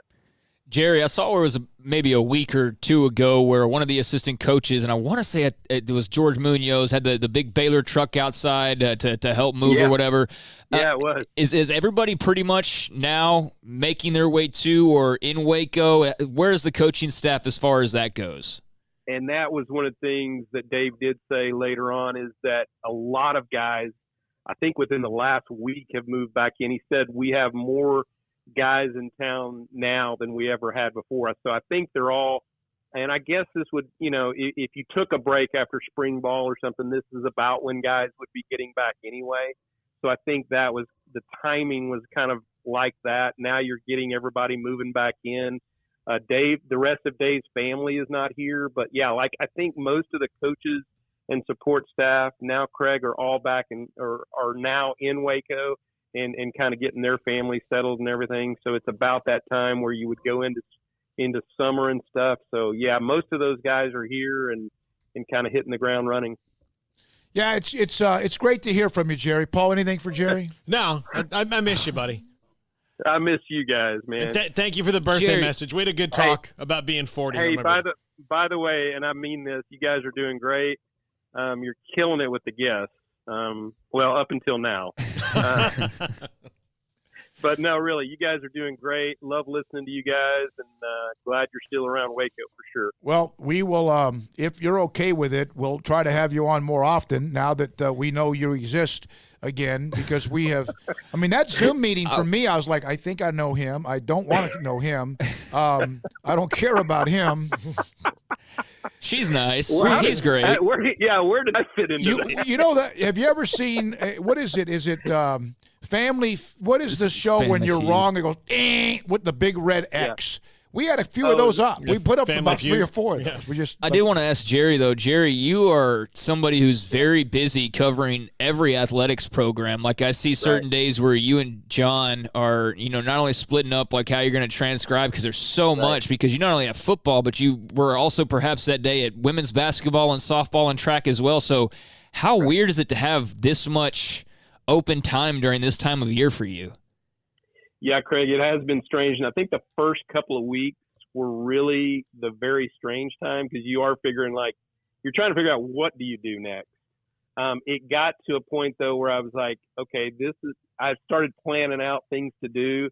And I did this Staying Connected series where, looked at the different areas of the department, how they were functioning through this time and how they were, reaching out and assisting people. And then I've done, different stories on, spring recaps and stuff with different coaches. And so it's funny or weird how, days fill up. The biggest difference, though, and you guys are probably feeling it too, the biggest difference is the weekend. Because that's usually when you're so active and there's so much stuff going on. And the weekends have been absolutely free. And, it's a good thing and a bad thing. My wife's probably tired of me by now. But, that has been the weirdest, the biggest difference is just absolutely nothing on the weekend. Just think if you still had your kids in your house, especially the second one. Yeah. Yeah. Jonathan and I would not be getting along. Great to hear your voice. Great to see you today on the Zoom meeting with Coach Aranda. Thanks for your time. We appreciate all the nice comments, and thanks for listening when you do. Jerry Hill from the Jerry Hill Baylor Bear Insider Newsletter, brought to you by Jerry Hill Incorporated. Yeah. I'm telling you, I've always wondered, does he have the Coach Fran deal going? That was, do you think he was going to get fired probably anyway, but they had a reason to do it? Yeah. I think that was the most interesting reason to give for a coach firing ever. Like outside so you're telling me this guy. Yeah, outside of like NCAA scandals and things like that, yeah. Who is at his peak 8-4. I mean, at his peak is 8-4. Who has lost games by the Oklahoma game he lost. I was there with our friend Kyle Louie. And I think with my dad. You were at that game? The game they lost 77. No. The one that Paul Thompson was the quarterback. A&M had Oklahoma to where it was in Kyle Field where they could have taken the lead. Mm-hmm. And he kicked a field goal 2 times when they were down 7. I think I might have been at that game too. Yeah. And Bob Stoops had to be thinking, well, this is great. I mean, this guy's not doing any math. I can dumb this down for the rest of the game. That guy was selling extra information to people. Like, here's what's going on inside. The insider. I don't think I want to know what's going on inside your head if you don't know that when you're down by 7, you should score a touchdown. Mm-hmm. Yeah, it's not like he was making poor money at Texas A&M either. I'm not really the need to go and risk your job over like an extra couple $100 or whatever it must have been. Yeah, that was an interesting time. You won that night. What's he doing now? Is he coaching like at Texas State? Where's he at? I know his son's coaching somewhere, right? Yeah, Brad I think or whatever. he's back. Yeah. By the way, this is from Leon on the Riverbend Liquor and Wine text line. Yeah, the Cowboys have all these weapons, still 8-8, all these yardage records, but nothing on the wall except self-gratification. I mean, he's not wrong. No, he's not. As Mack Rhoades told us earlier today, and then now it's official, that the Big 12 Media Days, July 20th and 21st up in Arlington, which we enjoyed, but at the same time, it was starting to just kind of become the same. It's kind of like just cattle going out, going through the chute to get something done to us. And that's not going to happen. It'll be virtual. That'll be interesting how they put that together. If they can run the NFL draft that way, they can run the Big 12 or any conference media days that way. And I should have probably written my tweet a little bit differently. But we were just mentioning that Mack Rhoades said there's a good chance it will most likely be virtual. And about 30 minutes later, it was official. In fact, Bob Bird has made a couple of comments about it now. This is Sikkim 365 Radio. Paul Catalina, David Smoke, Craig Smoke, and Deontay Epps back in a moment. One size fits all. That may be all right for an adjustable belt or cheap sunglasses, but when it comes to your financial needs, no one wants a one-size-fits-all strategy. Ben Erlinson, your Edward Jones financial advisor, knows that his most important goals are yours. That's why he takes the time to understand your needs, knowing you. That's how Edward Jones makes sense of investing. Ben Erlinson, 100 North 6th Street in Waco, 254-759-8533. Edward Jones, member SIPC. Sikkim 365 Radio is presented by IdealMRI.com. High-quality MRIs for $497 or less. IdealMRI.com. Your health is important, so is your budget. Y'all listen up. Let me tell you something about group meals from Rhoades Barbecue. It's got all you need for all the folks you gotta feed, smoked meat, sides, and more. There's everything down to the tablecloth, just like the one that you see at the store. At a bridal shower, it's better than flowers. And a long distance meeting, it'll pass the hours. It'll feed all the cousins at a family function. It's better than potluck at a church luncheon. Next time you need to feed 10 or more, call and order a Rhoades group meal. Next in line. Texas Board Certified Personal Injury Trial Lawyer and Baylor alum David Willis and Baylor alum Parker Willis are ready to help if you or a loved one has been wrongfully injured in an auto accident, SUV rollover, industrial accident, 18-wheeler crash, or were seriously injured by a defective product or recall drug. Call them for a confidential and free case consultation at 1-800-GOT-HURT or visit them at TexasTrialLawyer.com. Principal office located in Houston, Texas. Let Camille Johnson Realtors guide you seamlessly through the process of buying your dream home or selling your current one. Commercial, farm and ranch, or residential, Camille Johnson Realtors can smoothly and successfully lead you through any transaction with a team of 24 experienced agents who are excited about serving you. Camille Johnson Realtors services the entire greater Waco area. If you're in the market to buy or sell, contact Camille Johnson Realtors, 104 Midway Center in Woodway, or find them online at www.camillejohnson.com. Camille Johnson Realtors, elegant, charming, warm. Welcome home. Waco, Texas, a place with its own unique history and a future bright with promise. Full of remarkable growth and opportunity, and what makes it all work is its people, families, raising children, growing businesses. Wacoans are hardworking with a passion for what's next, and we're proud to be from here, helping Waco to grow and prosper. We are the First National Bank of Central Texas. Familiar faces making local decisions. Member FDIC and Equal Housing Lender.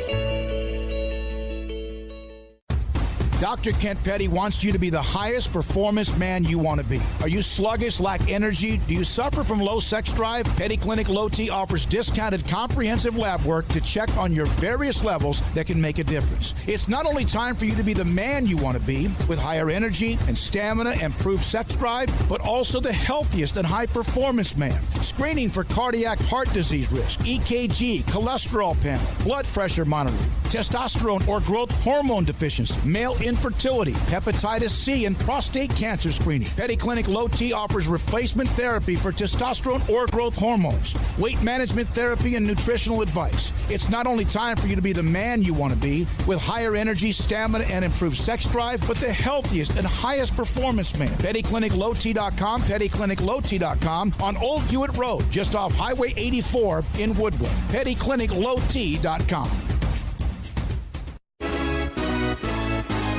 This is Sikkim 365 Radio. All right, last week we had Babe Laufenberg, part of the Cowboys radio broadcast with Brad Sham, Christy Scales. And he was on the air to talk about Dak and the Cowboys and the draft and much more. And, of course, he also mentioned the story of his son Luke. Today, Jennifer Smoke sent us a couple of videos of the Blue Angels flying across the skies in Dallas. And then with the trail, the vapor trail is really cool. I remember when I was as a military kid, I used to see him come to things like that all the time, air shows. But so I love the Blue Angels. One of the people in one of the it was Babe Laufenberg. Really? He got the chance. They invited him to be a part of that. That's awesome. I don't know. Have you ever been? I've never been in a jet. Obviously, there are certain things you got to be prepared for. I've been in a helicopter. It did not end well. I've read articles about it, about celebrities that they take up there, and they essentially know that 90% of the people that you take up there are going to throw up. Yeah, I would figure that's probably about right. I mean, just the G-forces and or pass out. Yeah, the fact that you're just so not used to that. I can imagine that they have their fair share of puke incidents or just passing out incidents, and they're fully prepared for all of that. But that's cool that Babe got the opportunity to do that. I'm sure that was a lot of fun. I'd love to do that. Yeah, when I was very young, I lived in Bossier City, Barksdale Air Force Base is there, and that was cool. We had a lot of friends that were on Barksdale, and one of the cool things about it was they had their air show every year, and because we had friends that lived on Barksdale Air Force Base, you go and hang out at their house, and then you go to the air show. But I remember when the Blue Angels were there, I thought, this was like 7 or 8 years old, I remember thinking it was the coolest thing I'd ever seen in my entire life. And then a couple years later, the Thunderbirds were there, which is a different one, and they were good. And anytime I would get a chance to go see the Blue Angels, I would totally do it. I mean, just the way that they do what they do. I mean, anytime you go to a game that has a flyover, I'm fired up. Mm-hmm. Yeah, it's always cool. There's nothing, it's just, it brings out, I think it brings out your patriotic blood. Or emotions. I was at an A&M game one time where they had a stealth bomber fly over, and literally you didn't hear it until it was right over you. Yeah. The other ones you can hear coming a little bit, even over the band, but the stealth bomber just came and, oh man, that thing was awesome. Yeah, those are really, really cool, and I love the flyovers. I hope we get to see a couple of those this year, and just the feeling of, thousands of pounds of primed up metal, for protecting us and going to war, just flying right over a football stadium. There's something really magical about it, as you guys were alluding to. And yeah, hopefully we get that opportunity. That's one of those things you might take for granted, or maybe you've taken for granted. It's just something as simple as that, as much as we've realized what we don't miss, maybe just little tiny things like a flyover before a big game and the crowd going crazy for it is something that absolutely. That you do miss. It's just.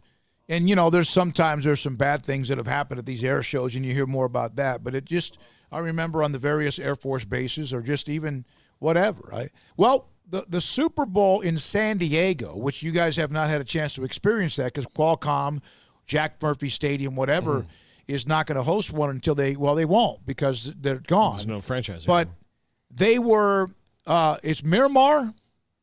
Yeah, Top Gun, yeah. That's where the Top Gun in Miramar. Yeah. That's where they had the media party one year. Oh my gosh! Yeah. Now I'm mad. Now I'm mad. By the way, I told you guys this in the break. A little Baylor. It's not a Baylor basketball note, other than they didn't get this guy, but former Wake Forest big man Oliver Sarr, a 7-footer, arguably the top transfer this spring. He's going to go to Kentucky. But, and he decided. Early playing time, is that what? Yeah, well, I mean, he's a transfer. He's played anyway. But he told ESPN he heard more from the dozen schools. Duke, Baylor, Florida State, Gonzaga, and Kentucky were the ones that were his top choices, but he decided to go to Kentucky because, quote, Coach Cal made me understand that I was needed over there, end quote. I wondered how he did that. Yeah, it's curious. So I like Coach Cal, and I know that there's some shenanigans or whatever. I like him, and it all dates back to what you were talking about during the break. We saw him one time in his setting in a media conference at the regional tournament in Atlanta, but they've lost. Didn't Kentucky have 7 guys that entered the draft? Mm-hmm.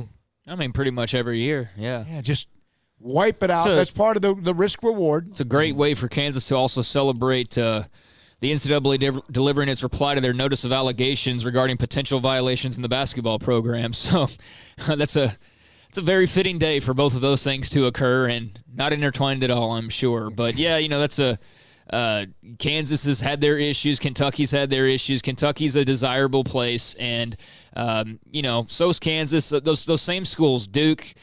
You can list the 3 or 4 other ones that are all like that. It's no matter. I guess my point is that even though Kansas is getting the allegations, Kentucky's the one getting hit. It's just it doesn't matter because they're just going to keep on maneuvering. Pretty soon Kansas is going to be the one announcing some 5-star transfer or 5-star pickup and whatever, and it doesn't matter how many times we read a story about them, in the NCAA. It's just players don't care because they're looking at it as hey, I'm going to be there for less than a year anyways, and as long as I get my time on the court and bounce out of there to the NBA, then that's all I was trying to do in the first place. So, yeah, it never stops for those big programs. Part of the Last Dance, of course, is also the segment about the Dream Team in '92, which we've discussed. Patrick Ewing today was on the Dan Patrick Show. His house was broken into in New York, and at one point they stole my medals, the 84 and 92 medals at the Olympic Games. So Jerry Colangelo, he was great, able to get me 2 replacement medals. He took care of me. He's a great guy. They did take my college championship ring, but someone tried to sell it on eBay, and I was able to get it back.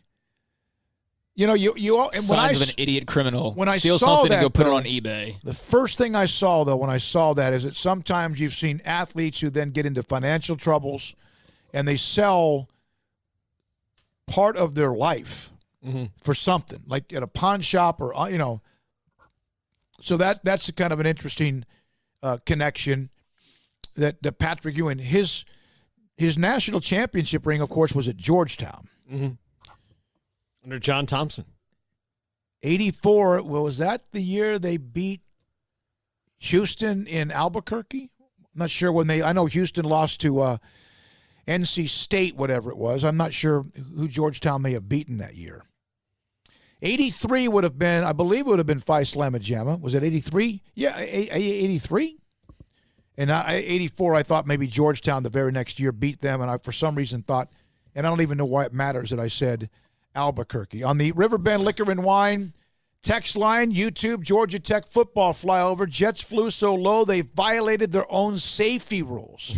Matt, our first ever caller, Matt in D.C., thank you very much for the text as well. TJ, if you ever flew in a jet and you know you'll hit Mach speed, you must eat bananas beforehand. Nothing else. They will try to get you to puke. The pilots. Yeah, I bet they do. I bet that they have a lot of fun with that. But they've got to clean that up. You think somebody's got to clean that up? These colonels or whatever, they're going to... Well, I guess they've got it, I guess there's somebody lower down the totem pole. But, I mean... Or you just take it back up, Val you pull the window Kilmer down. And Tom Cruise are going to clean it up? Yeah, I don't know. By the way, speaking of Tom Cruise, news just came down. Craig, did you hear about this? I have no idea. They're going to shoot... Tom Cruise is going to shoot a movie, an action movie, at the International Space Station. Oh, cool. Are you He's kidding? going to shoot a movie in space. Literally in space. The whole movie is going to be shot in space. That's awesome. He'll be even closer so that Xenu can come visit the set. Yeah. Maybe that's why he's doing this. Him and Xenu can hang out on set together up at the ISS. He's going to... How much is that going to cost? Oh, well, SpaceX is on board to help out with it. I mean, it's going to cost... Wouldn't it have been great if you would have said them and you heard the... Yeah. But, yeah. How come I hear that even where I live? It's a lot of force, yeah.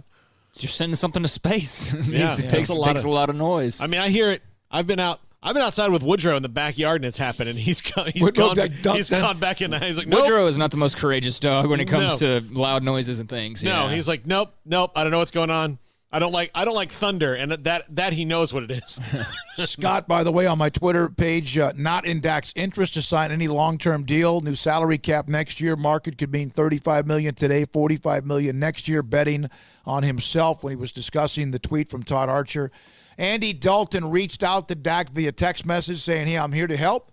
My mindset is I'm going to try to be the biggest asset to this team, try to help out this offense, help out Dak, help out whatever." And that's what you would expect from Andy Dalton. Yeah, that's what John Machota was talking about. And, I mean, he made it very clear. I think Dalton did and Machota did via Dalton that he's not walking into this going like, I'm going to be the starter. I'm going to beat Dak. He's just coming in. He's going to be the backup quarterback. He knows the deal. He's played a long time. He's made a lot of money. I think anybody trying to make this too much about other things outside of just really what it is, it's getting a solid backup, is just trying to do too much with the story. You can win some games with Andy Dalton as your Sure backup quarterback if you have to. Now, I don't know. I'm not sure you want him to be your starting quarterback for 16 games anymore, or if he is, if you can really, put the limit there. But even then, we don't know because he's never played on a team this talented. No, I mean, the receivers, O-line, running back, all that. It's better than anything he's ever had. Yeah, and so you look at that. It's a great move for the Cowboys, and Dak Prescott had to go and play with that bum shoulder against Philadelphia because again they weren't going to run Cooper Rush out there. Right? They can say, I think how much a team likes their backup quarterback in situations like that. Oh, we love Cooper Rush. Cooper Rush is great. He's fantastic. We feel completely confident with him. All right. Dak's not throwing the ball in practice all week, and you're going to run him out there because even 80% of Dak is better than 120% of Cooper Rush. Yeah, basically. I mean, that's basically what you were saying. And, yeah, I don't think – and plus it's McCarthy now. We know Garrett did things a certain type of way. And McCarthy didn't have a whole – but, of course, I do think that McCarthy and his GMs after Ted Thompson – I don't think they had the same philosophy the last couple years because his best, but he developed those guys. But were Matt Flynn and guys like that. He never had a Dalton as a backup, but he still had guys that mattered. Yeah. Yep. By the way, Dean Jackson on the Willis Law Firm. Hey guys, enjoyed being on Willis Law Firm chat room. We have the Riverbend Liquor and Wine text line, Stonewood Dental, the guest hotline. Appreciate them. And news that it's already Wednesday, we're almost wrapping up today, is the Allen Samuels Dodge Chrysler Jeep Ram Fiat app with great news that we have that we'll eventually be able to give you more of that.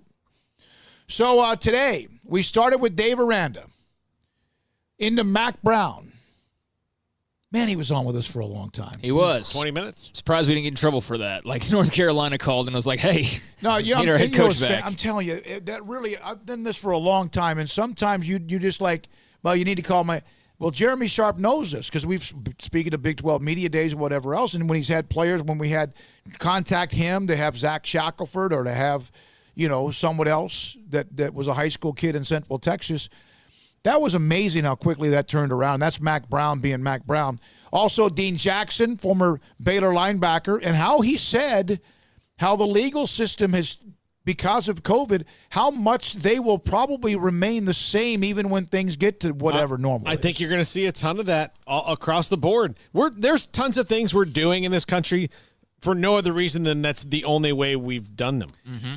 No, we've not even tried to do something different. It's just this is the way it's done. Yep. Yeah, I think a lot is going to be different from what we knew. I think a lot will be similar to the same, but there's going to be a lot of just like activities and the way that we easy over there. There's sorry. Yeah, just rubbing all over the microphone. Yeah. I thought you guys were saying goodbye. There's going to be a lot of activities and things like that maybe we operated a certain way, like live games that are going to be totally different maybe from what we were accustomed to. And you know what? I'm open to it. Whatever helps us get back to work and healthier and safer and smarter. And, we to tighten up some things that were mostly done just out of tradition, more so than it making the most sense at this point. Yeah. But, really good guest today and had a lot of fun hearing from a lot of those people. And Jerry Hill, John Machota, Mack Andrew Rhoades. Billings, Mack Rhoades, much more. How about this we sell tickets to? Corey Campbell versus Billings bench press contest. Oh, my God. We'd make some money. Oh, yeah. How much can Andrew bench press? Do you remember? Whatever they put on the bar. No, I know. I just remember Corey was quoting some of his 460. Yeah, something like that. And then 650 squat, I think. Yeah. Which I think Billings could probably hit both of those. I would imagine. I don't know that though. I don't remember his numbers. Text Andrew and ask him, "Hi, how much was your highest bench?" And it's just a one-time thing. It doesn't matter. That's just amazing. So thanks to everyone we've mentioned. Deontay Epps has been fantastic today. Thanks to Paul Catalina. Thanks to Craig Smoke. All of our sponsors. We appreciate each and every one of you because you believed in us before we were even anything. And now we are here midway through week number 5. I'm David Smoke. Thank you for listening whenever you do, however long it might be.